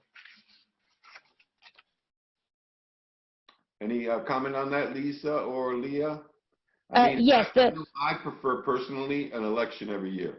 I mean, I think that's the natural way of doing things. to answer Director Weiner's question, it's because the slot in option, if you don't do it every time a new board member is elected, then there is no way to account for the fact that the board member who is included in the schedule is no longer a part of the board. And I have seen this problem play out. Option B is what most of my sanitary district clients use, and I have seen this problem play out where you use a schedule, but then the schedule calls for somebody who is no longer a member of the board to be the president or the vice president. And so I have found that it is a best practice to revise the schedule when a new member is elected. Not every time there's an election, only when a new member of the board is elected. But that does assume you go with option B. Option A avoids that issue entirely. Which is the cleaner way. Are we discussing the options, or we're just merely asking questions, or what? Asking questions and saying either you'd like option A or option B. Okay, but that's not a vote, right? No, just your preference right now, option A or I B. prefer option B because it politics is not necessarily part of the election, so there's no dissension. It's much cleaner. So you prefer the slot in, correct? Yes. Okay. Director Cepeda? So this here is something new. The policy that for the election, just so a little bit of context on it. The difference between the ad hoc committee's recommendation and what the current committee or what the current policy says, and also what the board voted on last year sometime, all very different.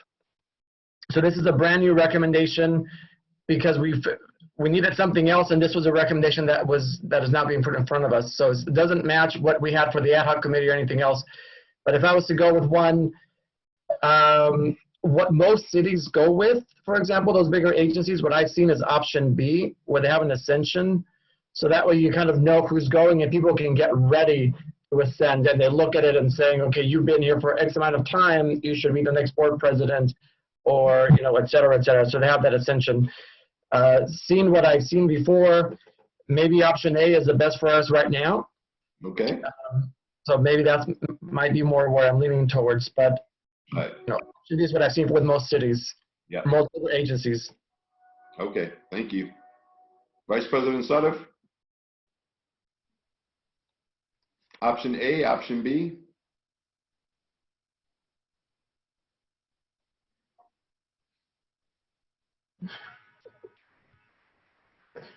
I'm get rid of everybody. That's a different option. Vice President Sutter? Yeah, I like what Caesar just said. How about that? Okay, option A, thank you. No, he said two things. He said he likes option B, but depending on where we are, option A might be the best. So there you go. I'm gonna talk later. Thank you. Leah, it looks like the majority is leaning toward option A. So how do I would recommend that if someone chooses to make a motion to adopt the policies and procedures, that motion clarify that they are, it's a motion to approve with section 2.5 option A. Okay. Would be the motion if someone makes it. What she said, I need a motion. Motion. I move to approve option B.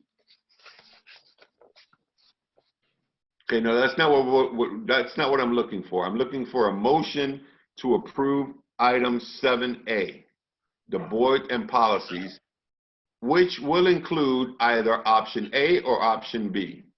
That's the motion I'm looking for. I want to make some amendments. So I'm going to move these amendments one at a time. Yeah, how many amendments you have?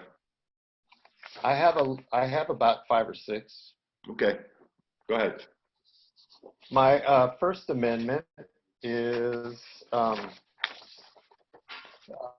paragraph 2.6.6.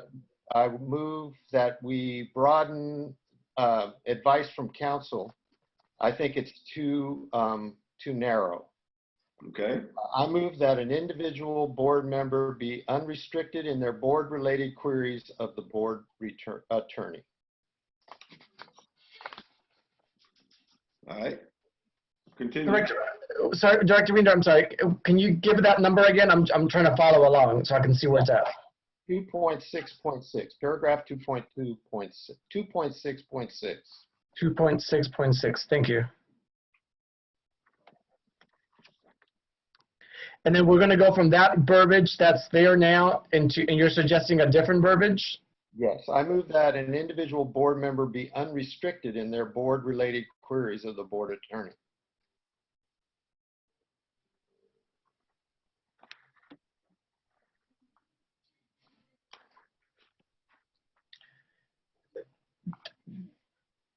All right, what's your next amendment?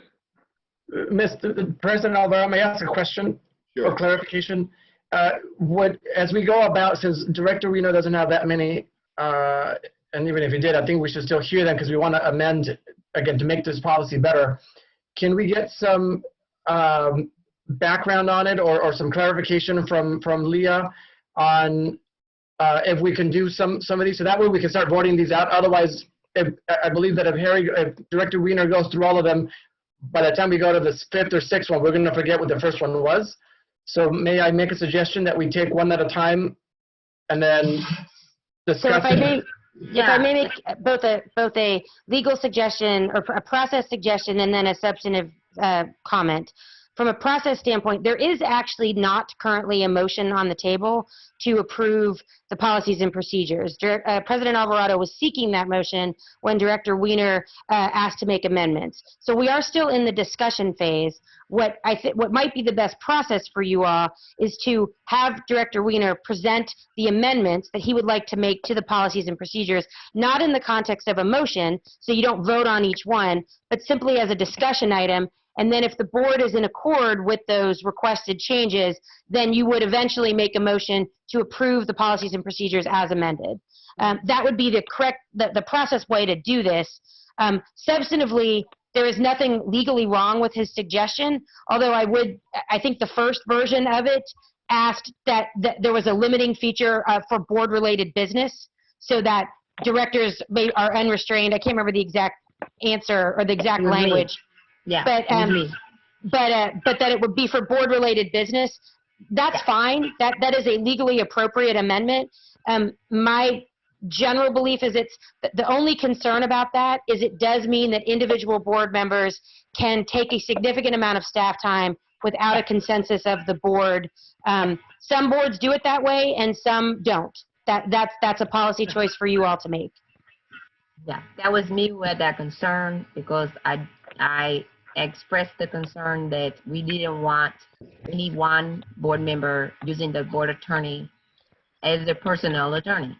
So we needed to make sure that if it became an issue that was taking up a significant amount of the board attorney's time, then it needed to be brought to the whole board to make a decision about the discussion. And I think, Leah, you worded it a certain way. Yeah, I mean, what I tried to do was to include some discretion for board members to go directly to the attorney because there are issues that they should appropriately be able to go directly to the attorney, conflicts of interest, compliance with the Brown Act. And then I tried to create that expansive item at the end, other issues pertaining to that director's individual responsibilities as a board member. But again, I do want to make clear what Director Wiener is suggesting is perfectly appropriate. There's nothing legally wrong with going in that direction. All right, so Harry, why don't you continue your amendment so we can move this thing along? Okay, well, I want to mention also that if the general manager finds that the board attorney is getting too much time, and I think there is another section here, if the board attorney is getting too much time, I mean, making the staff work too hard or whatever, the general manager, he needs to go to the general manager to get permission to use the staff. I'm just talking about board member to board attorney discussion. And I'm concerned that the process of restricting it to the items mentioned in that in the 2.6.6, restricting it to those doesn't leave enough leeway for the board, board members. For Section 3, General Counsel, my amendment would be to strike the entire section and return to the language from previous policy, with the exception of a change to implementing code that makes ambiguous whether the board attorney is the district's attorney or the board's attorney. So I prefer that the board attorney be the board's attorney because the board attorney is our employee. We hire and fire, okay? Paragraph 4.3.7, I'd like to strike 4.3.7A, strike 4.3.7B. And I have a question regarding C. Under what conditions will legal advice sought by board requested from the board attorney's cost staff time? If the attorney request resources from the district to provide the board information, the GM should assign resources as they see fit or discuss the costs with the board, not the attorney. So that's to take care of the idea that the board will cause too much staff time to be used indirectly by talking to the attorney. So I don't think that should be done. Paragraph 5.4.2. The GM should not have sole discretion of including agenda items on any given agenda. The will of the board must be taken into account. Board members may find items have great importance or require timeliness and must be discussed. Is such a circumstance only accommodated by special meeting? So that's a question to Leah. In other words, if the board has the requirement of timeliness and the GM doesn't have time to bring the item to the regular meeting, is the only way to have control of that situation to call a special meeting just for that item, or what? No, so the 5.4.1c, or I'm sorry, 5.4.2 works in conjunction with 5.4.1. So 5.4.1 identifies the method by which a director would ask for an item to be added to the agenda. The purpose of 5.4.2 is simply to acknowledge the fact that the vast majority of issues that the board deals with are issues related to the functioning of the district, right? Signing contracts, executing RFPs, et cetera. And the general manager is in the best position to know from a timing standpoint when those items must be heard in order to ensure that the work gets done in a timely fashion. So it doesn't give her sole discretion, it just gives her discretion to determine timing. But the section right before that, 5.4.1, lays out the process by which a board member can request to have items placed on just a regular meeting agenda. But we can do that in a regular meeting without asking the GM. Correct. And but then the GM would have the option to decide what agenda it gets on based on her decision, and it wouldn't matter what the board's feeling on the matter was. In other words, the board might want to say, hey, we want this done now, and the GM would say, well, I don't have time. And so that I see as a problem. I think that 5.4.1a gives the board member the discretion to ensure that that item is included on the next meeting if they have a majority vote of the board. So, it is never the case that the general manager can overturn a decision of the majority of the board about inclusion of an item on an agenda. The language is just drafted to ensure that no individual board member can make that determination if it is inconsistent with the general manager's objective without a majority of the board agreeing with that determination. Okay. I also am concerned about 5.5.1 and wanted to move to the bottom of the action items on the agenda. I think it should be considered separately. And 5.7.2, the board attorney cannot be excused by the GM from attending a meeting. He is not her employee. He is the board's employee. The president should not excuse the board attorney without board approval. So 5.7.2 says does not say those things. I feel like the board should have more control over the the attendance of the general counsel.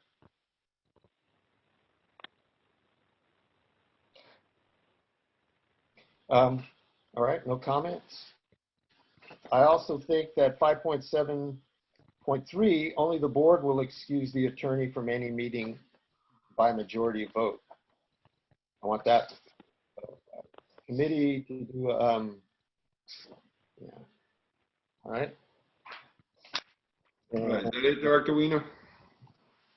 think 5.7.3 is my last, oh, here we go.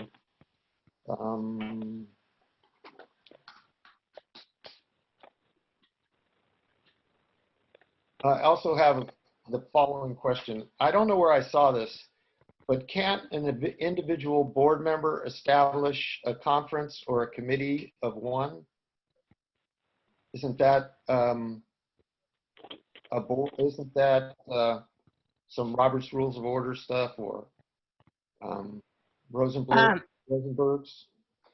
The point of one of the objectives of this policy and procedures is to create specific rules of process modeled on the best practices of both Roberts and Rosenberg's, and the establishment of a committee. So there is a section in the policies and procedures, section 6, that is basically gives the board authority to establish a committee, but that needs to be done by action of the entire board, not by action of an individual board member.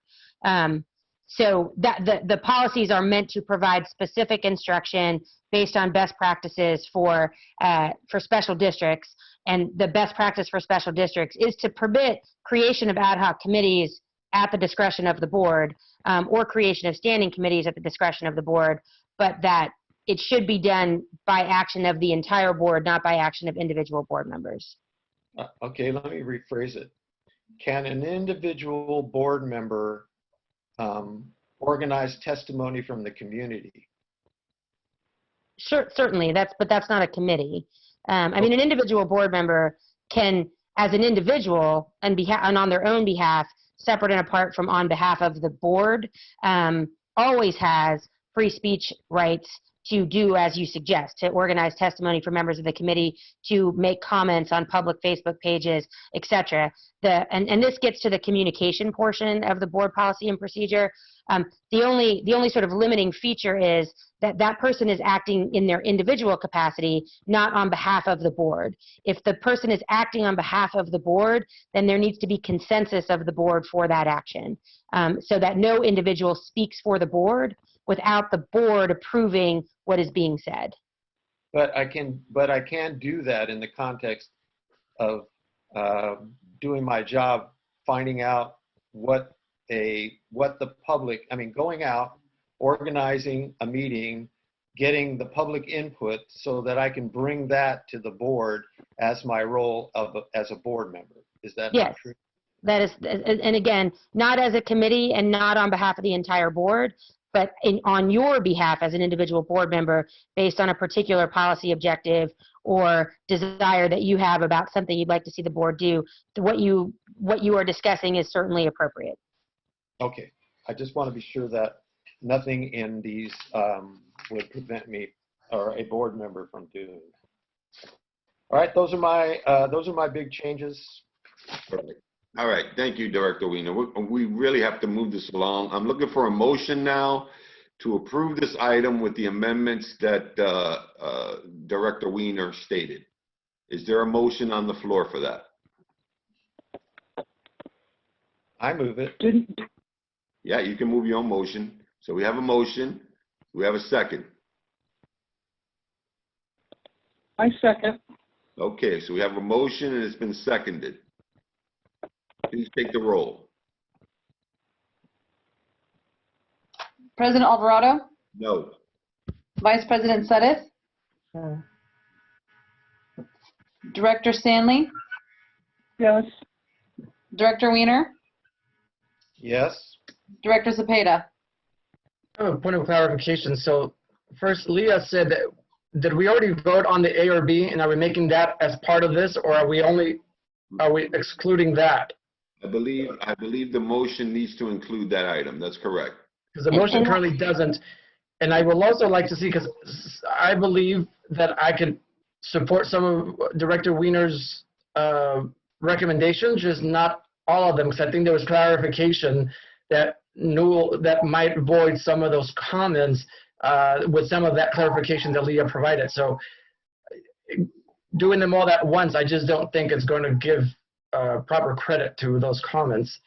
So I think we might need to chop them up into 5 or 6. I think there's going to be less than 5 now. But some of those, if we take them all as it is, I can't. But I think some of them are good that once Leah clarified them, I think we should amend them. And some of them, once you clarify them, I don't think we should.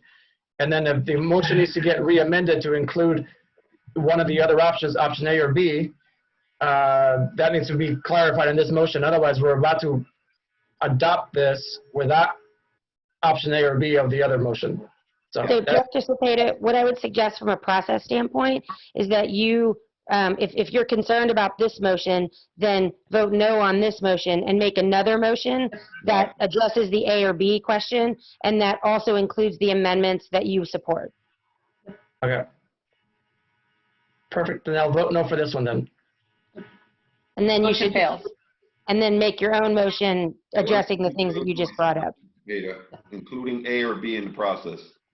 Okay, so then I will make a motion to adopt the board policies, including option A of the. Section 2.5.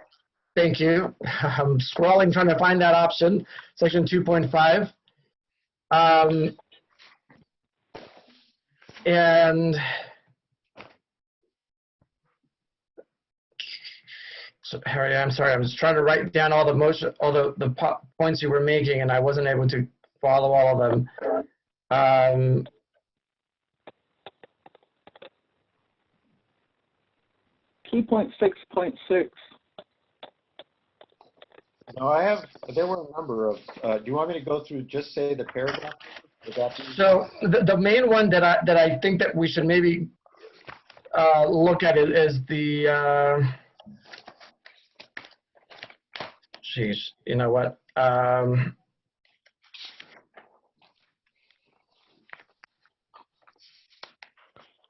Yeah, that's why I was hoping that we can get them into pieces because I did not remember all of them. So the first was 2.6.6, which would be to broaden that language to permit individual board members to approach the district council for any items relevant to board business. I'm not framing it exactly correctly, but that's basically what that amendment was.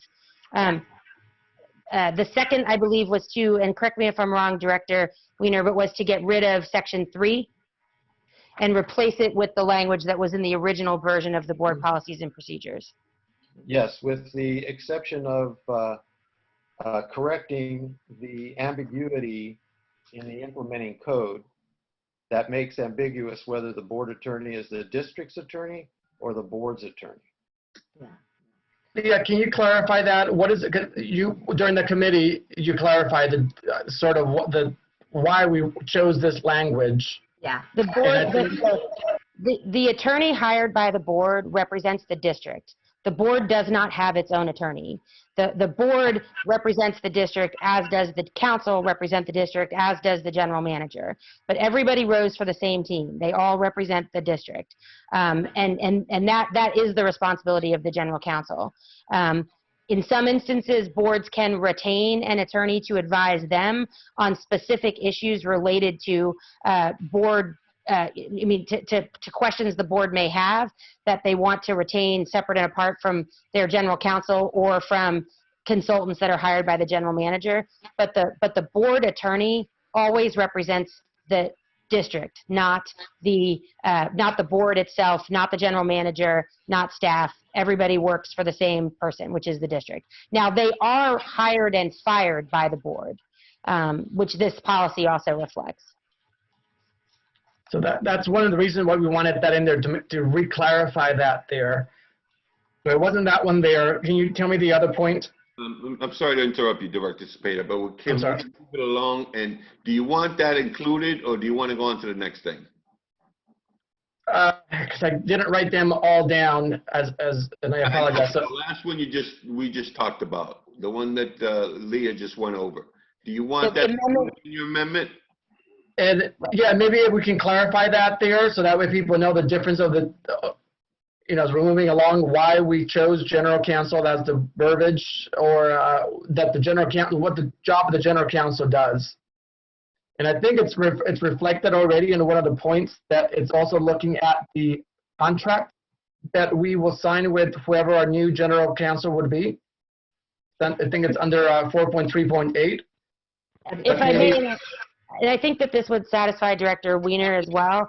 The amendment would be to revise Section 3, General Counsel, to include only the language in the original version of which the board attorney serves at the pleasure of and receives direction from the whole board of directors, may individually contact the board attorney to reach out, and then with the addition of 3.1, that the general counsel is the chief legal officer of the district, so that the new version would include the original language and 3.1 and nothing else.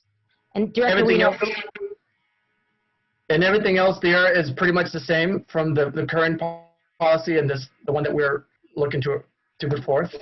it would take out a lot of the specificity, since the original policy only has one paragraph related to the general counsel. No. Oh, then no. No. Yeah, because we worked on this one specifically because of issues that we thought that were happening, so we needed to clean it up. So if it doesn't, if it's going to remove all that, then no, that's all work that we've already done. So it wasn't that one. I thought there was another point. So what is the next point, not to do with the attorney? The 4.3.6, I believe, Director Weiner, was the next section you wanted to amend. No, 4.3.7. I'm sorry. And I wanted to strike A and I wanted to strike B. And then I had comments about C, which has to do with the conditions under which legal advice is sought by the board and requested from the board's attorney. And I want to clarify that the board, when asking questions of the board attorney, is not making any consideration as to whether the attorney requires the resources of the district staff, and if the attorney requests resources from the district staff, I believe that's the appropriate place where the GM should come to the board and say, this is too expensive. But I don't think that I don't think as written, I think as written, it prevents the board from, it gives the general manager the power to determine whether the board attorney can use staff time. And I think that that's a question that needs to go to the board. So if the board asks the attorney to do something that requires staff research and the GM says, no, we don't have the resources, that she shouldn't be able to make that decision on her own. She needs to come back to the board and say, I can't do this research. The board attorney has asked me to do it, but there's not enough resources to do it. I mean, that's why I'm going through this, because I want the board to be able to ask whatever it wants without the general manager approving or disapproving of the work it takes without. No, understood. Though that is exactly what 4.3.7 does. It says that if the requested legal information or task will result in an excess of district resources, the request must be authorized by a majority of the board. So it actually accomplishes what you're hoping it accomplishes, which is to ensure that that isn't a decision made by the general manager, it's a decision made by the entirety of the board. Yeah, I want to be sure that that doesn't happen. And but I also I don't want any restrictions, pre-restrictions. What do they call that? Prior restraint on board questions. And also board I don't want any prior restraint on board communication with the general counsel. So Director Cepeda, the question then is whether that amendment to 4.3.7, which would get rid of A and B and revise Section C to ensure that the board has total discretion to make a determination about whether a general counsel project should be pursued, is an amendment you want to include in your motion. What I'm hearing, though, Leah, is that you're saying that that is already encompassing what Director Weiner is asking for, leaving it as is. What the We just need to maybe clarify it to a little bit more that says if there's any issues with the attorney accomplishing its work, that individual then comes back to the board? Big picture, this requested amendment goes along with the requested amendment to Section 3, which is, it's designed to change these policies and procedures to make the board more able to directly go to the attorney. I mean, that's the objective of these changes, which again is a legitimate policy determination for the board to make. But making these changes while keeping Section 3, which was the amendment that you did not want to include, I think creates some potential inconsistencies. Okay, because, yeah, there's inconsistencies there. I think cleaning it up a little bit if we can, but other than that, I want to keep the heart of that there. But trying to incorporate a little bit of what Director Wiener is saying so that it clarifies it a little bit more, that there's not going to be a restriction between the general counsel and the GM to getting whatever the board is looking to accomplish. I think then that can be part of your motion. Okay. Amend Section 4.3.7C to clarify that the district has total discretion to make the board has total discretion to determine if a general counsel request will be fulfilled. Okay, perfect. Director Wiener, does that accomplish that a little bit more without getting rid of the others? Yes, I'm very, very concerned that the board has total discretion in dealing with their counsel, and that the GM has no authority to prevent any of that, and I'm totally desirous of having no prior constraint on the board to ask questions.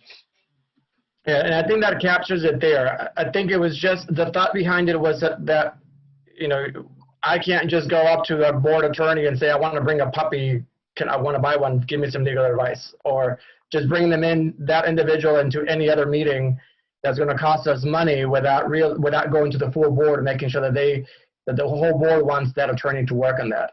If I say, hey, attorney, I want you to start planting purple trees and give me the legal advice on that, the rest of the board hasn't voted on it, that person should not be using its time to look into that particular issue unless it's got something to do with the whole board. So I think I think we're capturing that. So Leah, I think if we can use what you just said to incorporate into C, I think it might capture some of that there.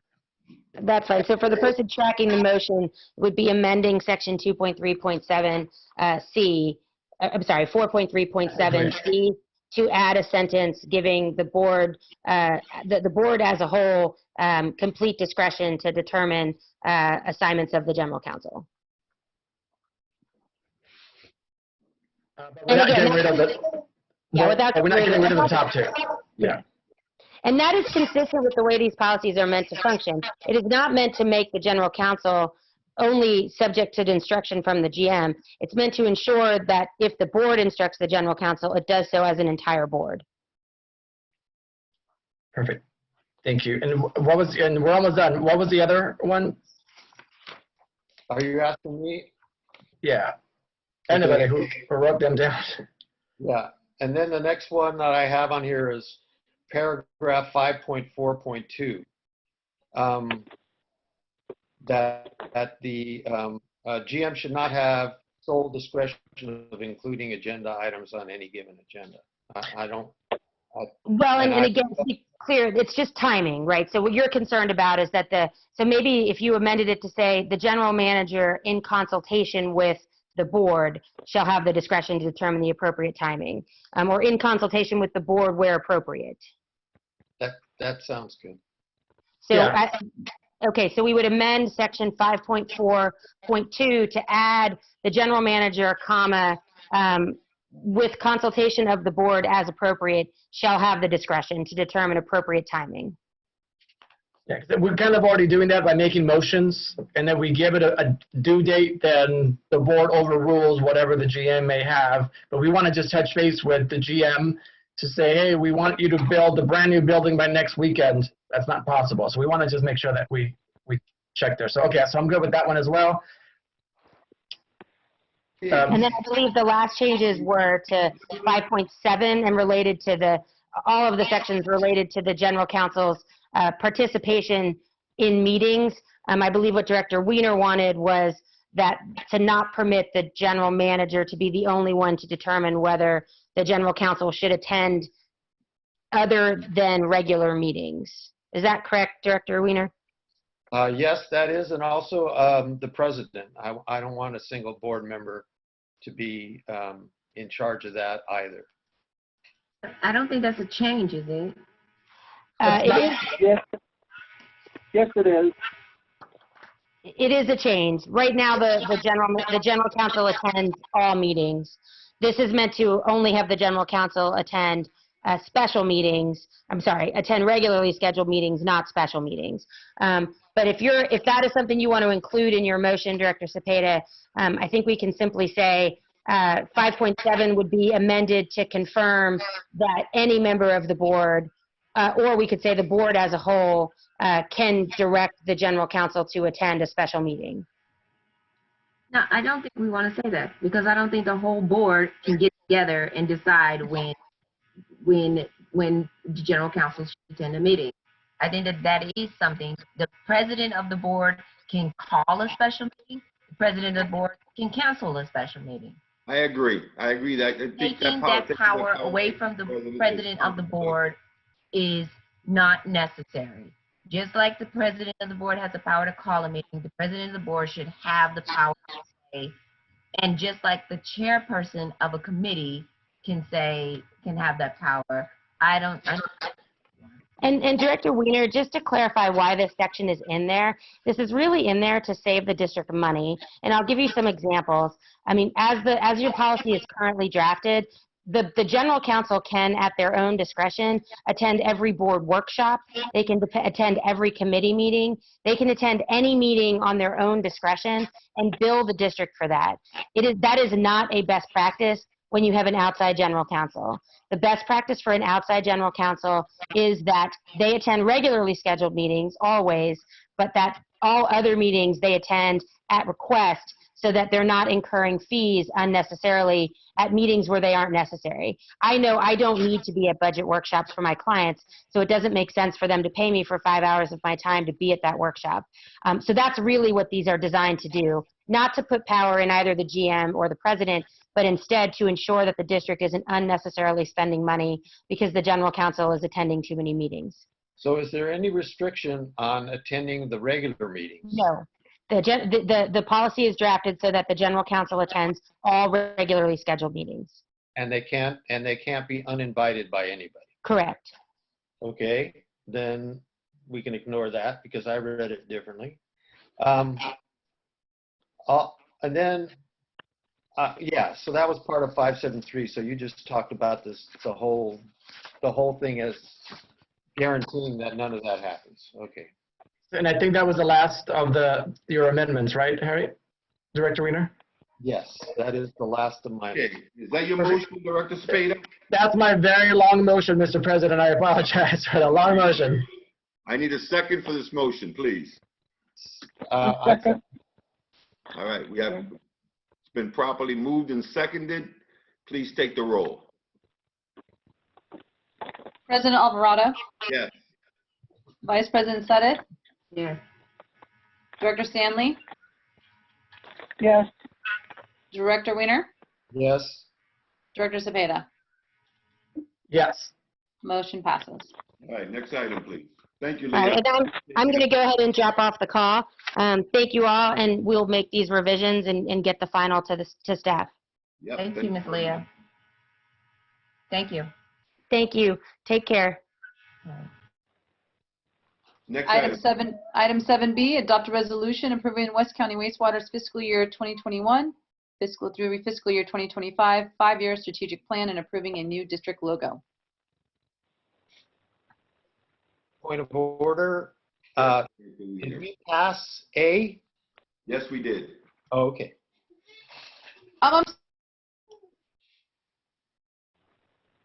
Can I interject one moment? I'm so sorry. President Alvarado, Regarding the minutes, because the motion never passed, we need to actually officially approve. I need actual clarification whether these minutes are being approved as is. You're talking about the minutes that we deadlocked on? 6A, yes, because the only motion was to approve with the amendments and that did not pass. So can we, I don't know if it's kind of Yeah. like.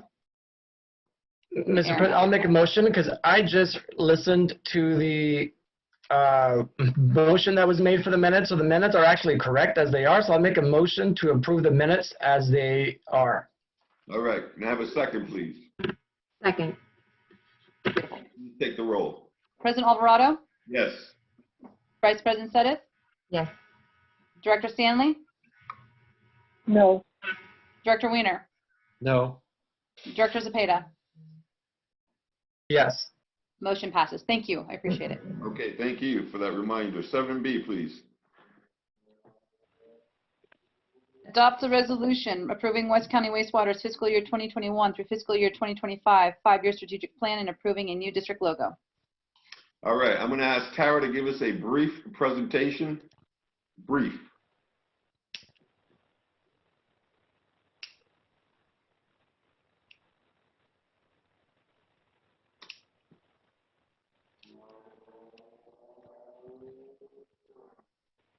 I think you're muted, Tara. There we go. Hi, thank you. There I am. Thank you so much, President Alvarado and the board for inviting me here tonight to present the strategic plan. I am pulling up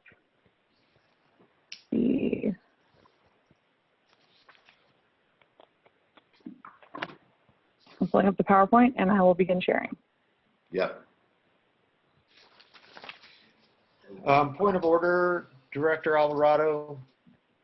Yeah, it's Mr. President, but okay. I Yeah. mean, I'm sorry, Mr. President. No disrespect intended. Mhm. When will I be able to ask for a special meeting? That's in the future meeting agenda items. Okay. Okay? It's, Go ahead, it's not an agenda item, and I don't think, I don't think a vote is required, and, okay. It's gonna be, there will be no vote required. You're asking for a special meeting, that's the time to ask for it. Okay, thank you. Okay? Tara, go ahead. All right. So we're going to do this super quick so we can kind of get out of here, but going over the recommendations, which are to adopt the proposed fiscal year 2020 through 2025 strategic plan as was included in your packet, adopt the proposed new logo, and adopt the proposed tagline. Just a reminder that we've basically gone through quite a few workshops, including several strategic plan discussions, including one through the executive leadership committee, or executive leadership team twice.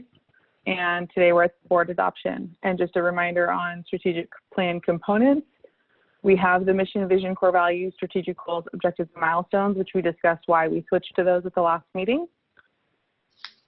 And then a reminder on why we have a plan. So it's to guide discussions, educate stakeholders, and again, ensure accountability. And that was the reason why we changed the strategies to objectives, so there was something to achieve and to report back, including new milestones, which staff will now report to the board as well. So what does that look like? It includes an annual strategic plan review and progress check-ins. They will be, the annual strategic plan review will be denoted in purple, and the progress check-ins will be denoted in green. These two things will provide you with a more regular update on things that are happening and occurring within the district through the plan regularly, and then in addition, an overall look so that you can get a high-level view. This is a reporting example of that 4-month review, so milestones completed through that time frame. Again, you can see this green here. The other version is purple, which you've already seen, so I wanted to just provide you with a reminder. And then here we have the logos. As we discussed last time, we've now added the sort of shine to make sure that it feels three-dimensional and provides the less flame-looking option. And the tagline would be embracing the future by planning today. So a shortening of that longer goal into something that's a little bit more concise. Even though I've brought it up 3 times now, Tara. Yes. You're just choosing. You're just choosing to ignore it.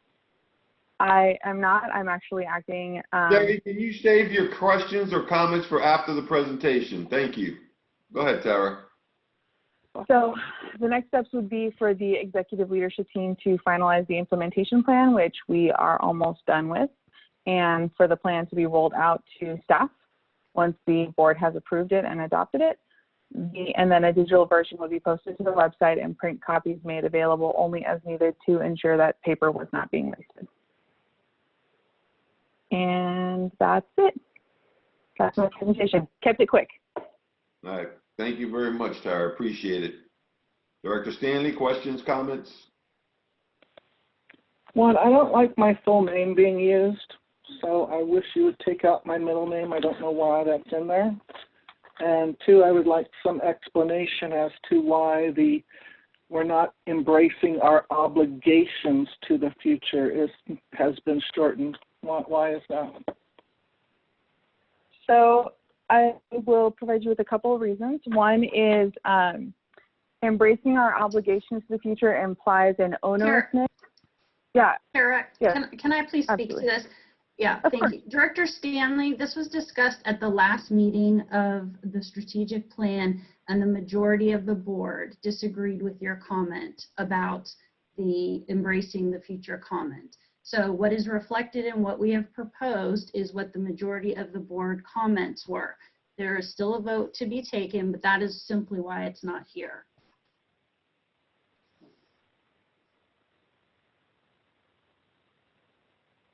Any further questions, Sherry? Director No. Director Stanley? Director Weiner? Great stuff. I love it. I have one little critique, and that is I felt the objectives under environmental stewardship were not as inspiring as I would like. But since we need to get this done, I want to revisit next year, and I think it's great. Thank you for your comments, Director Weiner. Director Cepeda? 2 thumbs up. Thank you, Tara. Thank you, staff, for your work on this. I think it's great. I can already imagine the new logo as I drive out of my house, because I live right by the office here. So thank you for that. I look forward to seeing it. Thank you for your comments. When do we get our swag? Vice President Sutter? I think you did a great job. It's reflective of what we've been talking about. The colors are really brilliant. I like it a lot. Thank you so much. The hard work everything's coming to fruition. So good job. Thank you so much. Thank you, Vice President Sutter. Yeah, Tara, I just want to say what a great job you did with this. And, you know, you had to deal with 5 different opinions, and you did an honorable job meshing all that all together and making a plan that I think we all can be proud of. So on behalf of the board and myself, I want to thank you. Can I get a motion to approve the strategic plan? Item 7B. I'll move it. Second it. Okay, the item's been moved and seconded. Please take the roll. President Alvarado, Yes. Vice President Sutter, Yes, ma'am. Director Stanley. Director Stanley?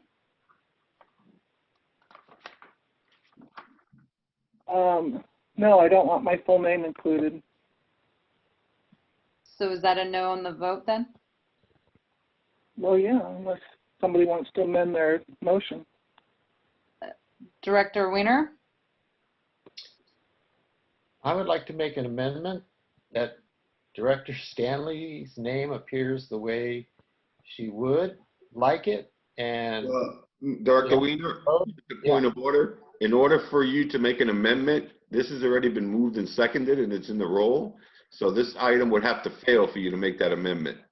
Is that true, or can you make an amendment? I thought the order of events was you can make an amendment to a motion. Once the item's in a roll call vote, the only way you can amend it is if it fails. Right now, there's a vote yes or no for item 7B. So it's up to you. President Alvarado, Please, President Alvarado, can I make a comment? Sure.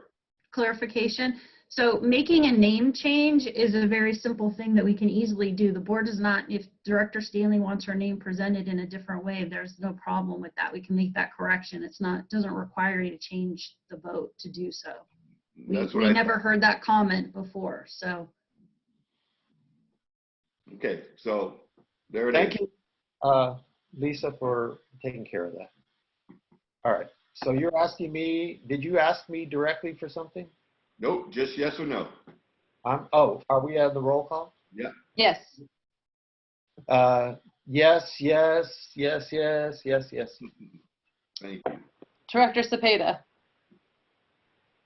Yes. Motion passes. All right, thank you. Next item, please. Item 7C, adopt a resolution authorizing the general manager to execute a contract with RF McDonald Company not to exceed $590,031 to replace the 5 1976 vintage treatment plant effluent pumps. All right, who's presenting on staff? Should be Aaron. All right, Yes, Aaron, it'll the be- floor is yours. It is, and I'm working on the video and the mute buttons. Thank you very much. Thank you. Good evening, President Alvarado, directors, Aaron Weiner, Manager of Water Quality and Resource Recovery. So what you have before you this evening is a resolution. We're asking for $590,000 to replace 5 effluent pumps. I can't boil it down any more succinctly to the fact that we have 5 pumps that were installed in 1976. 3 of them have run to failure and are no longer operable, so we're running with 2 pumps. And we don't have a lot of options at this point. So I have a presentation, basically a visual aid that we'll run through. It's 5 or 7 slides, help kind of describe the situation, and it just should take a very few minutes. Okay. All of the details are in the board, the staff report. So I'll start with the first slide in front of you. The pump on the left is very similar. It's a new pump representative of the pumps that we're asking to purchase. This is built by the same company that we are ordering or proposing to order these pumps from. For scale, this pump is about 20 to 23 feet long. And if you look at the left-hand pump, at the bottom, there is a silver cage. This pump sits with the top third above ground, if you will, and the bottom 2/3 that are in the water column, essentially, in our effluent pump station. So if you see the bottom of the left-hand pump, there's a cage. It's a stainless steel cage. That's where water is sucked into the pump. It's brought up through the pump and out that little assembly on the right-hand side, about halfway up, into a manifold. So I just wanted to give you this to show you what new technology looks like. Next slide, please, Gina.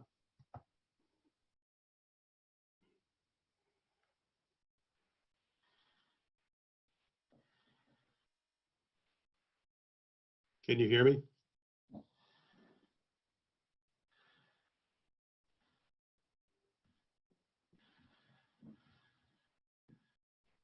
Are you able to hear me? Yeah, sorry, I clicked something. Were you able to see when I switched? You may need to stop sharing and start sharing again or something. Alternatively, Okay. I thought my screen froze. I was worried that you weren't hearing me. Now can you see it? Thank you very much. You can go right to the next slide if you would. So these are what older pumps look like, and I just pulled this picture off the internet just for reference. And again, these are all 20 to 24 20 to 25 foot long pumps. Go ahead to the next slide, please. So this is our effluent pump station, and you may recall this from a presentation I gave about 6 or 8 weeks ago. And on the left are the actual pumps that we have. And if you look to the left-hand side there, there is a space where one of the pumps that failed last year has been removed. About 2 weeks ago, two of the remaining pumps failed, and those have also been removed. And I wanted to show this because, as I talked about a couple months ago, this whole effluent station has to be rebuilt, including the electrical control components on the right-hand side of the wall there, facing the pumps. So again, this is the motor section of the pumps that you're looking at above deck, and they extend down about 15 feet into the effluent wet well where the water is leaving the treatment plant. Next slide, please. And this is the valve cluster at that same effluent pump station. And this valve assembly, this valve cluster, these are all vintage 1970s valves. And this is a separate project that we have also coming up in the next 6 months or so to replace these valves and upgrade this system. I'm showing you this because this is where the water is pumped from the pumps that we're talking about into this valve and pipe assembly, and the effluent leaving the plant either goes to East Bay Mud or the outfall and down to Richmond and then the bay. Any questions to this point? Next slide, please. So these are the two pumps that were, or at least a part of the pumps that were pulled out about 2 weeks ago, the most recently failed pumps. And I'm just showing you this so that you have an idea of the age and the condition of the pumps. And again, these are 20 to 23 feet long in total length. Next slide, please. This is the shaft of one of those pumps, just showing you the corrosion and the condition of the shaft. Next slide, please.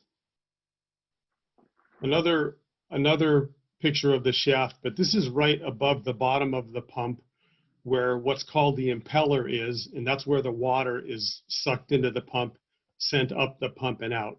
And the next slide will clarify that a little bit, if you would. And this is the impeller. This spins and it sends water up into the pump and then out the pipe towards the top of the pump. And if you look closely, you can see that the vanes or the blades on this impeller are basically fractured. Much of that impeller, it's called a suction bell, is fractured. And if you recall the first picture I showed you of the new pumps, the new pump would have a cage over this assembly to prevent anything from getting sucked into this thing and damaging this part of the pump or other parts of the pump. Next slide, please. And just another picture, and this just shows you the fuller length of the pipe or the pump and the shaft going up the left side there. Next picture, I think that may be the last one. So I really just wanted to convey to you, with the situation that we're dealing with, and is really, quite critical. And before I take questions, I also wanted to mention that part of this dilemma of having two pumps is that we have no redundancy right now for that system. In other words, we have two pumps remaining operable. And basically, if you look in the staff report, it's about 9 months to get, 8 to 9 months to get new pumps manufactured and brought to the plant and installed. And in 5 or 6 months, it's going to be raining. And if we lose another pump, we really don't have any options, any good options. So what we'll be bringing back to the board at a meeting coming up in the next probably month or so, one of the next 2 meetings, is a proposal to basically bring in temporary pumps to get us through the period of the procurement and the start of the rainy season. Because right now we're looking at probably January before we can, or February before we can get the new pumps installed. So our estimates based on a temporary pumping system that we set up for some work that was done on the influent pump station late last year. The cost for renting those pumps for about 2 months was about $350,000. I hate to say it, we're going to probably be renting pumps for 6 or 7 months potentially. So I wouldn't be surprised if the cost for that was between $400,000 and $500,000. But the compliance and other ramifications for not taking these actions is, as I mentioned earlier, critical. So I'll just stop there and hope that's enough information and enough graphical representation of what we're dealing with, and I'll take questions. Okay, thank you, Aaron. Questions, Director Stanley?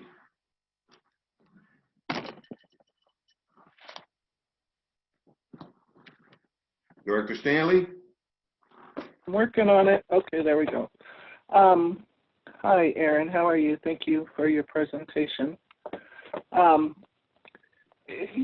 first pump went out in late 2019. What does that mean? December or what? I'd have to look at the exact time frame. I believe it was November or December last year.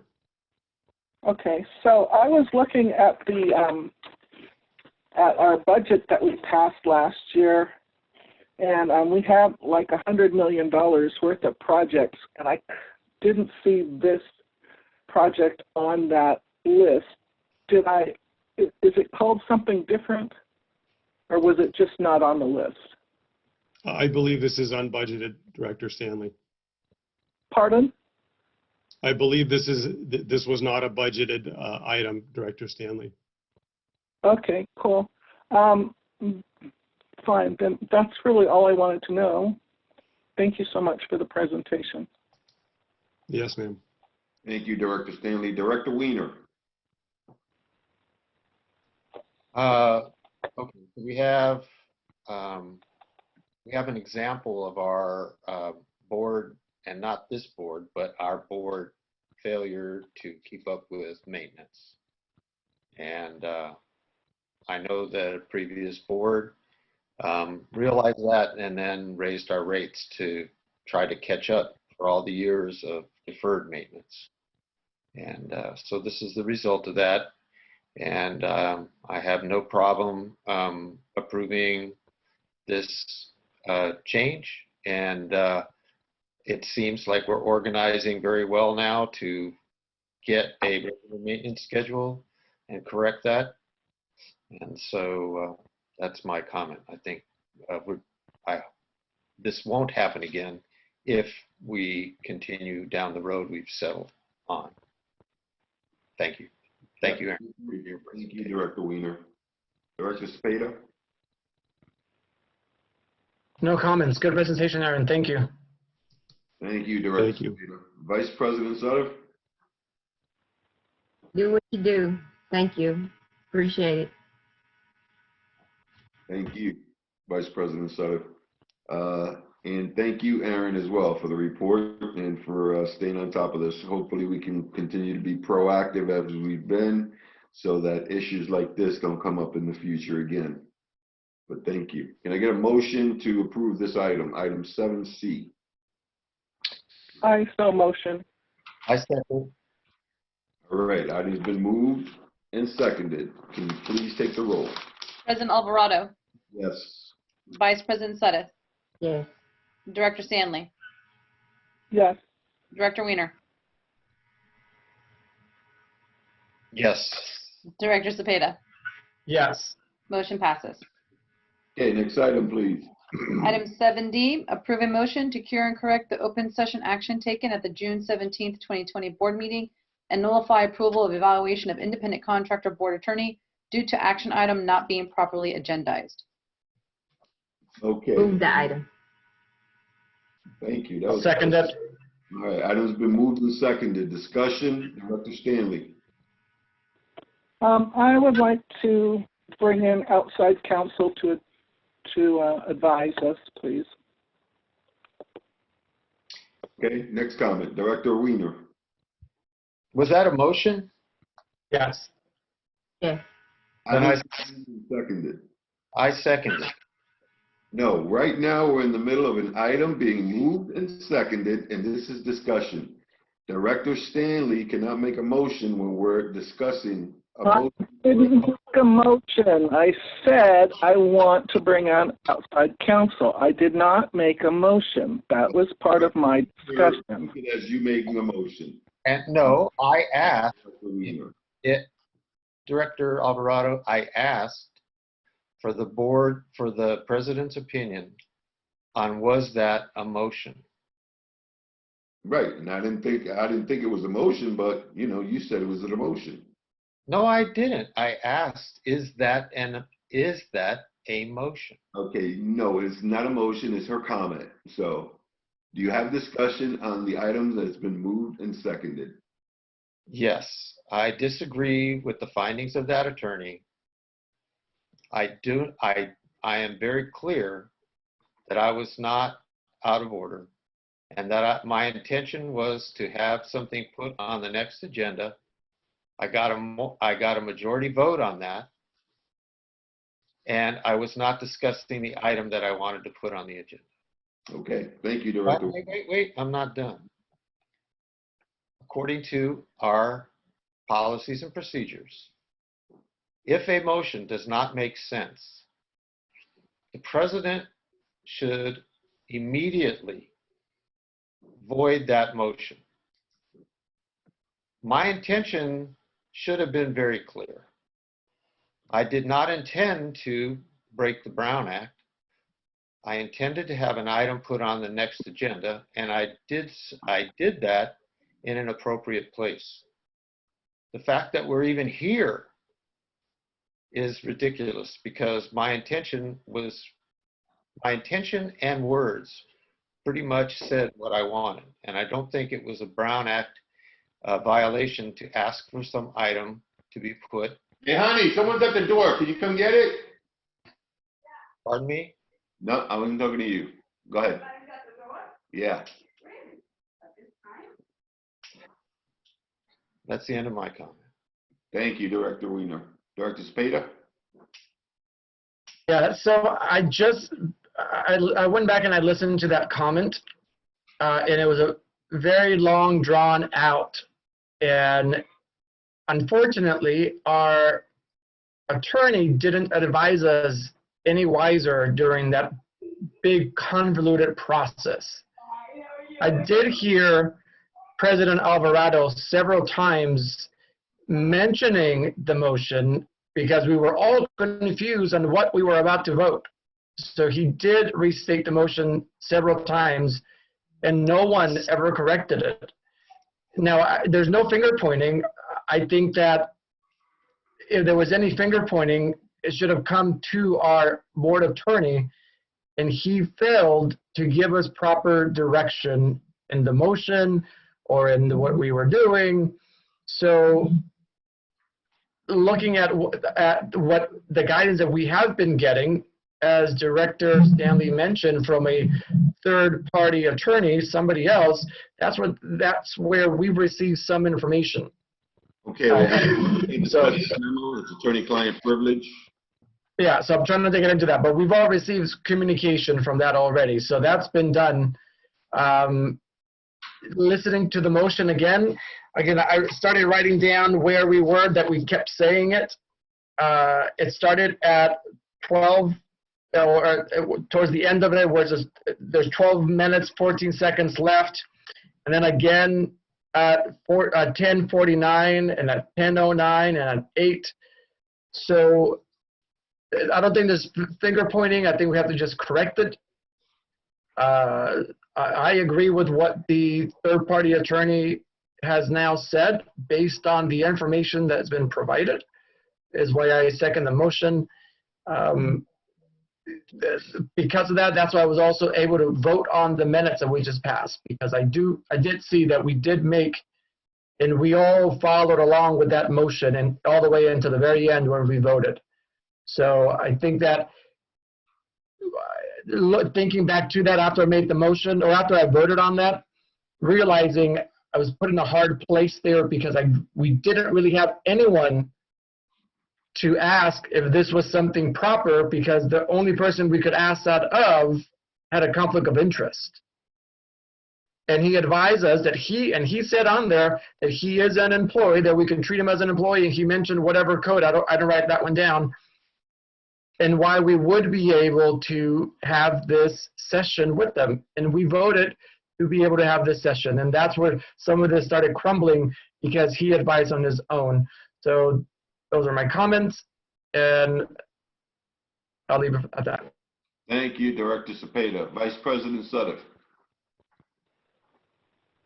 So, yeah, I have a couple things. And I just have one correction to Director Zepeda, because I will say we all didn't go along with it, because I know that myself and President Alvarado voted no. And I know that I brought up quite a few times a point of order. They said, why are we even talking about this? This is out of order. We shouldn't be talking about this. This is not a conversation we're supposed to be having right now. And I said it multiple times. Listen to the tape. I know these rules. And we got overruled. So that I know for a fact. I don't even have to listen to it again, because I know what I know. Now, earlier today, got lambasted and said something about when somebody's wrong, you got to admit you're wrong. So I'm waiting for that. But then again, as a black and brown person, I'm used to apologies that I will never get. We didn't have grandstanding and hollering and yelling and all of this stuff all night tonight. We didn't have this meeting prolonged all night tonight, because people had their feelings hurt and all into their egos and all into the feelings about somebody who quit, who don't want to be here no more. Ain't nobody make nobody quit. They're gone. It's over with. Get over it. But now we didn't have these meetings, and we didn't have to revisit this issue all night tonight, because two people don't want to let go. You said listen to the video, listen to the tape. We did it. And I feel like I done got robbed of a couple hours tonight of my time.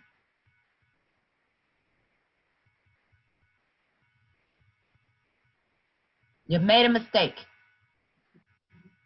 Everybody here is well past the age of majority. When you make a mistake, you own up to it and you fix it. And this is not no little mistake. This is a mistake that can cost everybody something. Brown egg mistakes are big mistakes. We didn't just go to the corner and grab somebody and say, hey, you go to public meetings and what you think? And then to make a comment like I want to get outside counsel to give me advice. We already did that. You don't get to just keep picking outside counsel till you find one that agree with you. That's not the way it works. Every one of us has had the same bit of information. So don't go slapping people in the face because you don't like what you hear. That same night, the same person you're sitting here defending had an opportunity to fix it and did not fix it. That same night, I even told you that this is wrong. We're stepping in the wrong, you got your foot in the wrong hole. You didn't want to listen to me either. You don't want to listen to me tonight. Don't matter why. I can tell you why, but it don't matter why. But you get all in your feelings instead of doing the right thing. We're going to fix this tonight. I made the motion. We got a second. Stop talking about it. Fix it and move on. Get out of this. My patience is thin. Thank you, sir. Thank you, Vice President Sutter. I have no comments. Please take the roll. President Alvarado. Yes. Vice President Suddeth. Absolutely. Director Stanley. No. Director Weiner. No. Director Cepeda. Yes. Motion passes.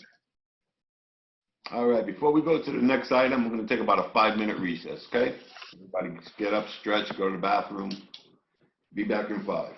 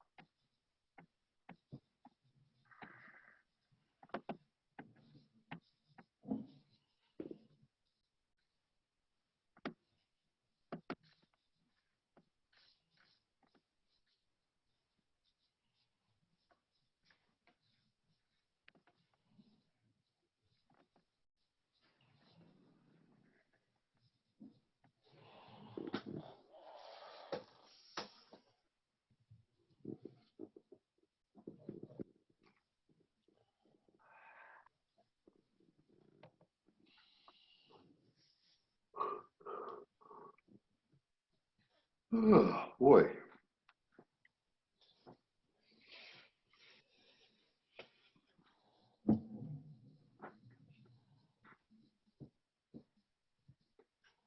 All right, is everybody back?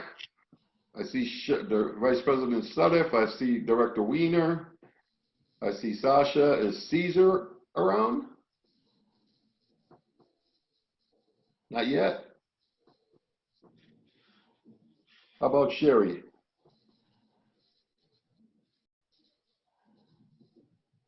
I'm here. All right. Give Director Cepeda another minute, then we'll get started.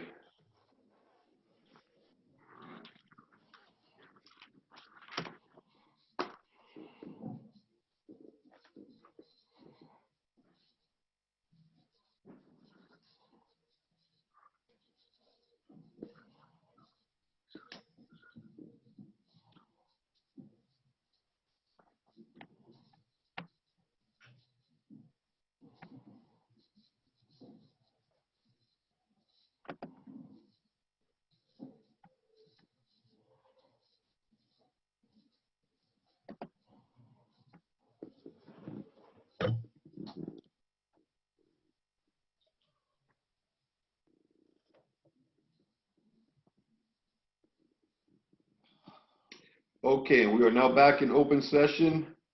Sasha, next item, please. Item 8A, information reports. Receive an update on West County Wastewater's response to the COVID-19 pandemic. Okay, who's giving us this report? Good evening, President Alvarado and members of the board. This is Andrew Clow, the Deputy General Manager, and I can give you a very brief report here. It's pretty self-explanatory what's in there. I just want to mention a few key points, some things that have changed. For the most part, we have not changed a lot. We're continuing to operate the way that we have been, but conditions have changed. As I'm sure everyone is aware, the virus remains very active, and the number of cases reported in the county and the state have been rising as different businesses have been coming back and activities have resumed. So we are continuing to take our slow and cautious approach. We're complying with all the orders from the Contra Costa County, and we're continuing to require face coverings by all employees at all times during the workday. So that's somewhat more restrictive than the actual county and state orders, but we're staying with that and plan to continue with that for quite some time. As it's looking now, this resurgence was not unanticipated. It's unfortunate, and this looks like we really are going to be in this for quite some time, operating the way we are. We have returned some additional field staff to work, with the collections staff working 7 days a week, not everybody working 7 days a week, but basically a shift schedule where they work 12-hour work days with generally 3 on, 4 off, 4 on, 3 off. So they're working about, they're working their 80 hours in a 2-week period, but on 12-hour shifts. And that way we're able to, basically keep the crews all back at work, but keep them separate from each other so we can minimize the downside to them and to the operations if somebody does come down with the virus and potentially exposes other workers. We've added an additional shower trailer, and we're continuing to emphasize the need for the physical distancing, wearing the masks, as I said, and these practices will continue. We are working with the contractors. We are continuing to have as many people as we can work remotely, and we're going to continue that, like I said, as things go on the foreseeable future at this point. One other thing that I did want to note that was new information, and that was recent guidance issued by the Equal Employment Opportunities Commission that clearly states that the Americans with Disabilities Act prohibits an employer from requiring employees to submit to COVID-19 antibody testing as part of an employer's decision about allowing employees to return to the workplace. So I know we had some discussions about that and some early possibilities, and basically we can't do it and we aren't going to do it, and it's somewhat uncertain, as we're finding out, that even if you have the antibodies, it's turning out that some people who have had the virus may potentially be able to get the virus again anyway. which is highly unusual with this type of virus, but that is what they're finding with some of the science is we're learning more and more. So that's it with the update. Oh, and it's about 7% of our work hours were COVID admin leave, and we expect that to drop even a little bit more as we have more of the collections workers back, being able to have them work a full shift, a full 80 hours. And if there are any questions, I'd be happy to answer them. All right, Director Stanley, questions? No, thank you. All right, Director Weiner. None? Director Cepeda, are you back? Yep, I'm back. Nope, no questions. Okay, Vice President Suddiff?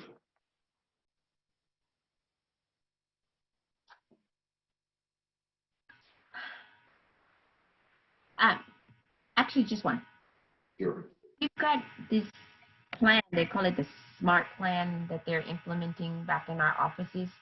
West County, are we considering that same kind of plan? I know that a lot of companies in Alameda County and now I know some in Contra Costa are considering the same type of plan, that phase-in plan that they're working on, even though they're pulling back the phasing. Are we considering using the same kind of SMART plan with the timber? When you say, I'm not familiar specifically with the term. When you said SMART plan, what specifically are you referring to? It's like an acronym for how the phasing. I can send it to you. Yeah. That would be fine. I would appreciate that. I think my answer is probably yes to that, in that is what we've been doing all along, is we've taken a pretty cautious but slow approach, in that we brought back a lot of what I'll call them the outside workers. Those, no, I shouldn't say that. They're not outside workers. They're those of our staff that work in the field. And we brought back as many of those as possible because we're able to keep them separated, like I said, through the different shifts. And we're not planning to bring very many people back into the office because we've been so successful with the telecommuting and being able to get some productive work. So there will be some rotating of staff coming back into the offices slowly. And then we are not opening the lobbies or the administration building at the plant or at Hilltop to any outside people. So we're holding meetings with consultants or contractors outside, and we're not opening the lobby because we've been able to do that with some, online permitting processes, et cetera. So as long as we're successfully able to deliver our mission and serve the public appropriately, we're going to stay shut like that. So we're probably operating in maybe a little slower version of that SMART plan and bringing people back in a phased approach, because we've been able to do it. If our numbers of people on COVID admin leave were 20 or 30%, we'd probably be looking at this differently. But we're getting that down. I would imagine it'll be less than 5% of our total hours worked in the near future. And then we'll be looking at what is that, which employees are there that aren't able to work remotely productively, and those are the employees that will probably find a way to bring them back into the office, while people like myself and Michael and the project managers, the engineers, et cetera, we can do a lot of productive work without being at the plant very often. Aaron goes to the plant, but not every day, and so we can keep the numbers of people down and utilize some of our other spaces like the training room to set it up as an extra office or so we can have all of our environmental compliance people back on site, et cetera. So I'm not, like I said, familiar specifically with what the SMART acronym is, but I think that's exactly what we have been doing. Yeah, I'll try and just tell you really quick. Social distance, mask up, awareness of the symptoms, regular hand washing, and then temperature checks daily. Okay, so I will say yes, we're doing SMART, and we are not actually performing the temperature checks, but we've been having our staff ever since the beginning of this back in March self-identify with the symptoms, answer a few questions, indicate whether that they don't have a temperature, and they have to notify their supervisor of that before they go to work. And then we log that, and HR is keeping that information. And anybody else who's not regularly coming to work with the operations, such as admin staff, that, some adjusting staff occasionally, project managers will come to the office, they need to seek permission of their supervisor before actually coming on and working on site for the day, so that we control the numbers of people. So yes, each of those parts of the acronym we are absolutely doing. Yeah, I like it. Okay, thank you. Thank you, President Alvarado. That's it. Okay, thank you, Vice President Sutter. I have no questions for you, Andrew. Thank you for the presentation. Next item, please.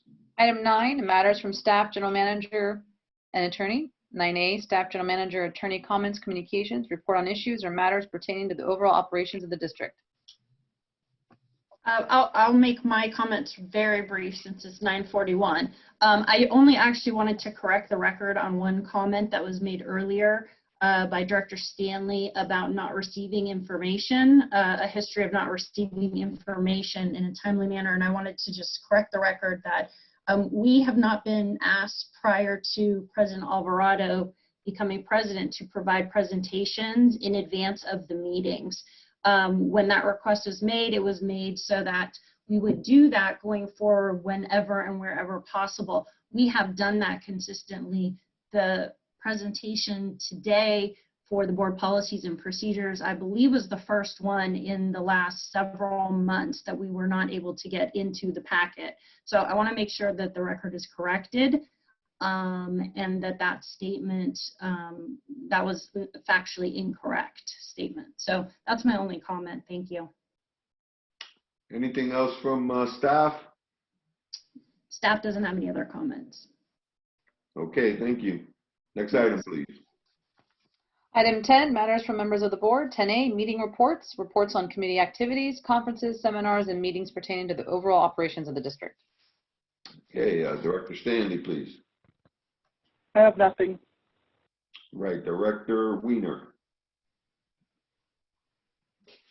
I have a lot to say about this meeting. I have some very serious reservations about how the board has behaved. Serious reservations about how the board has behaved. I do not have any agenda regarding the recently resigned attorney. However, my concerns are about how and what happened in this board that led to the resignation of our attorney. There is a context here, and it seems that my fellow board members don't want to talk about the context. They're uninterested. But that should not have any influence on letting me speak. Furthermore, I have some very serious, thoughtful things to say about the board policies and procedures. And I was interrupted.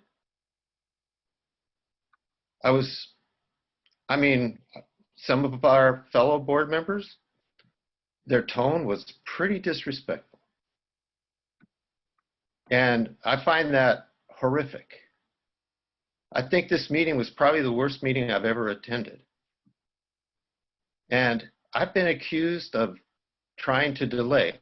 In the very beginning of this meeting, I suggested that we remove an item from agenda to discuss it at a later time. Now we are at 9:30 because I had so much to say and I didn't want to spend the time in this meeting discussing the matter.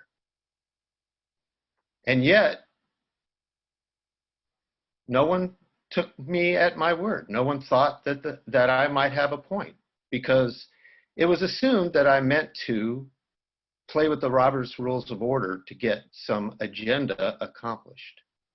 Director Weiner? I'm not done. I'm sorry. I have the floor. I have the floor. I'm not done. A little bit of leeway here, but you're talking about things that have already been decided by the board.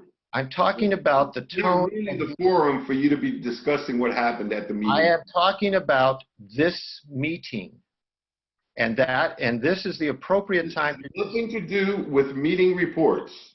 It's a meeting report. This is talking about committee activities, conferences, seminars, and meetings that we attend outside the district. Again. Please do not insult my intelligence or that of the board. Again, When we heard about something, this is not the way to do it. This is not the way. And Director Wiener, you are out of order. So you have been terminated from speaking any further in this area, in this item. This is not what this item is about.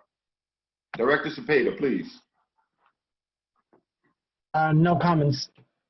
Thank you. Vice President Sutter? Yes. And please make it germane to the Yes. item on the agenda. I got you.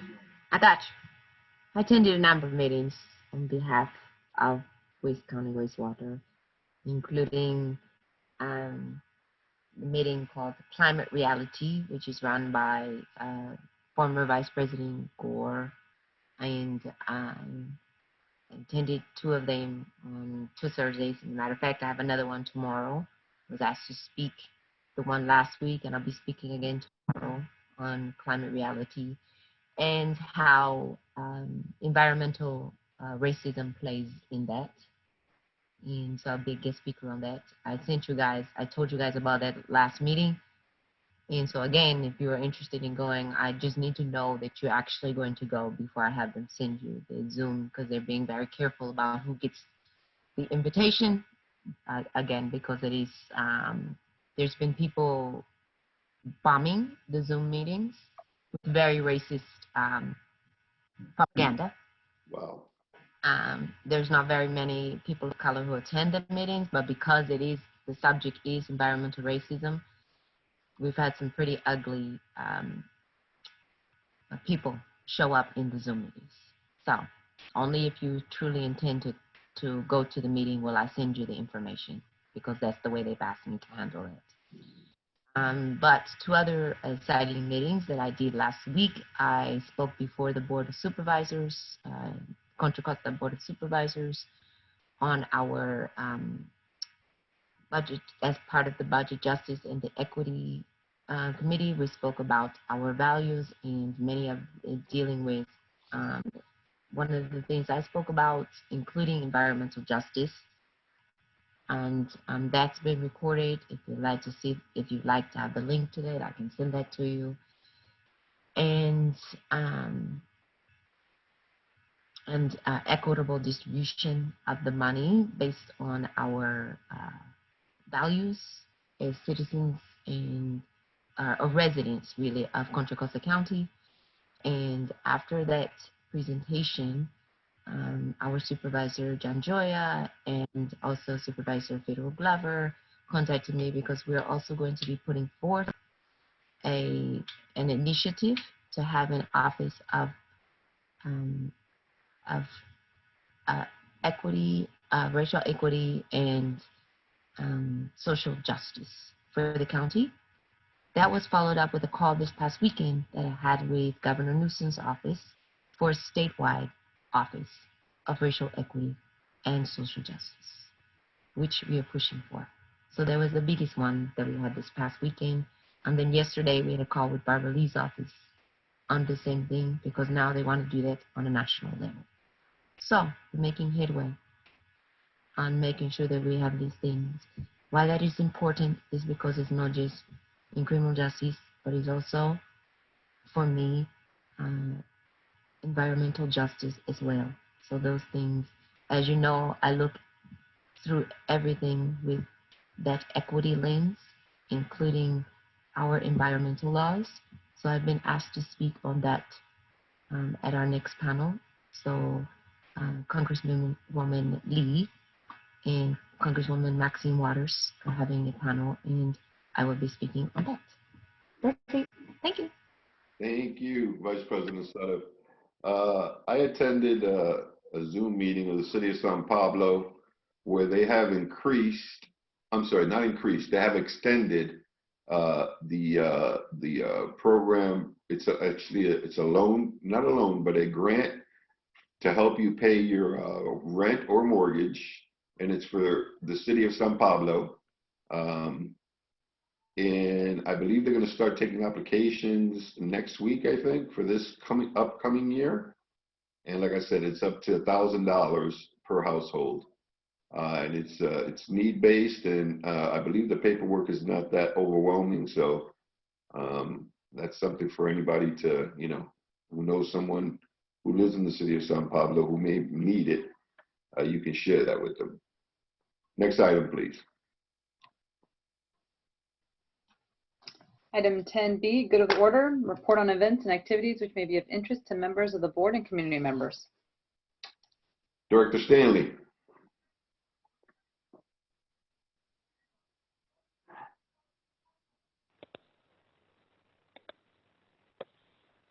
I'm sorry, what is, We're at good of the order. no, nothing, thank you. Okay, Director Weiner. I'm pleased to report that all of the delegates to the National Convention, Democratic delegates to the National Convention, have been selected. And the co-chairs of that delegation are Barbara Lee and Ro Khanna, which is a huge victory for progressives. And we should all celebrate that. Rusty Hicks announced the selection of the co-chairs yesterday. Anything further? No, that's it. Okay, thank you, Director Weiner. Director Spada. Nothing to report. Thank you, Director Spada. Vice President Sutter. I just told you guys. So if you're interested, hit me up. I'll let you know. You got it. Thank you. I have nothing on good of the order. Next item, please. Item 10C, future agenda items and formal observations and inquiries regarding the business of the district or requests for placement of items of interest on a future agenda. All right, Director Stanley. Yes, this is kind of an part A, part B. My first request is last year we had approximately $103 million that we approved, but most did not get funded of projects. And Aaron just told us that what's going on at the plant wasn't even on the list. So I would like to know, especially since the treatment plant is the most important thing we do, what Aaron thinks the treatment plant needs based on, most urgent and cost. And in addition to that, where we are on that $103 million of stuff that we wanted to do. So that was A and B. I also would like to discuss our board attorney is still waiting for our answer whether or not we're accepting his resignation or we would like him to stay on while we transfer over. So I really think we should talk about this. That's my opinion. And that's all for now. Thank you. Director Weiner. Yes, I would like to call for a special session to consider one subject, the board attorney's resignation. Is that it, Director Weiner? I have no other future items,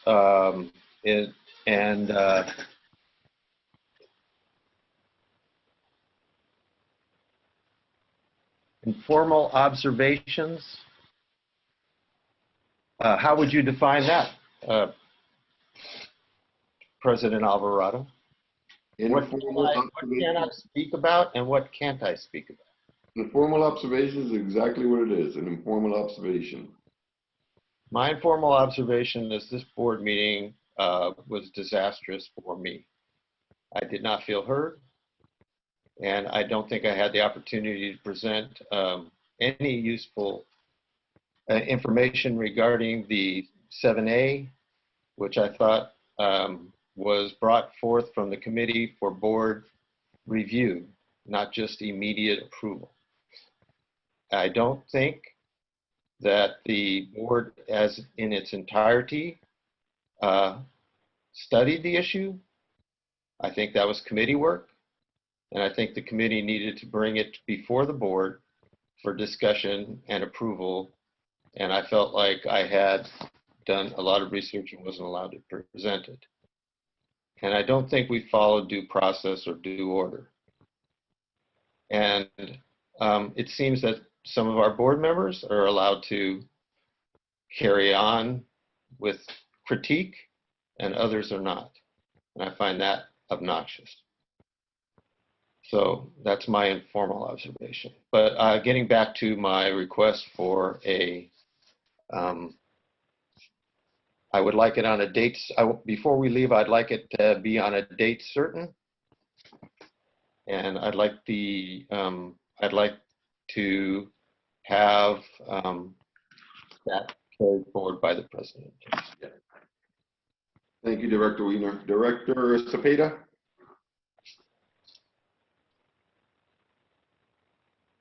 I have no future agenda items at this time. Thank you. Thank you. Vice President Suddeth? Actually, I do have one, and I'm gonna suggest it because I think we've done this before, and I'm feeling like we probably need it again. You know, we had to have a meeting with an outside facilitator to handle these type of conversations. Because if I hear one more time one of these directors refer to me as if I'm not here, if I have one more conversation with Director Wiener speaking to me as if I'm not here, I'm not present, you can say my name, Cheryl Suddy. It's real easy. Director Suddy, Vice President Suddy. I'm right here. Or Director Stanley, either one of them insinuating that I'm saying something. I have no problem saying what I have to say. So I'm going to give you my informal observation right now. My informal observation is that we have a problem here. And our problem here is that we have people sitting here getting into their feelings about an attorney who quit. And his resignation was accepted by the president of the board. The fact that you don't know that has nothing to do with me. We don't need a special meeting for it. But we do need a special meeting to deal with these issues that keep coming up. I'm not going to keep dealing with microaggressions, or I will get my own attorney to deal with that. What I'm not going to keep doing is getting talked to as if I'm other than. If this is the worst meeting that you've ever had, you've ever attended, I suggest you go look at the video when we had to appoint Director Cepeda to that seat, when you were literally yelling and screaming at me and talking to me as if I had a tail. If this is the worst meeting that you've ever been in, I suggest you go look at the meeting where you were yelling and screaming at Director Alvarado when you were the president of the board. You were screaming and yelling at the top of your lungs and banging that gavel. If this is the worst meeting that you have been in, I suggest you look at a number of meetings where you have talked to me as if I don't belong on that board. This is not the worst meeting. There's been plenty of meetings where you have abused your position as the president of this board. And we have not only forgiven you for that behavior, we have sat down and talked to you about it. And the fact that you are making this about you and turned yourself into a victim? A victim? How very white of you. How very, very white of you. Vice President Suddeth, I don't like it. I will wrap it up. Yeah, please. And in this time and place that we're living in right now, don't you dare turn these around on me, because a mistake was made, it needed to be corrected, and you feel like you didn't get heard. You spent the whole night getting heard. You spent the whole night interrupting everyone. You spent the whole night disrespecting the president of the board and disrespecting the staff. Director Stanley spent the whole night disrespecting the staff, yelling and screaming at the staff, talking over the consultants. And I, for one, am not going to stand by and let that continue to happen without saying something. So, future agenda item.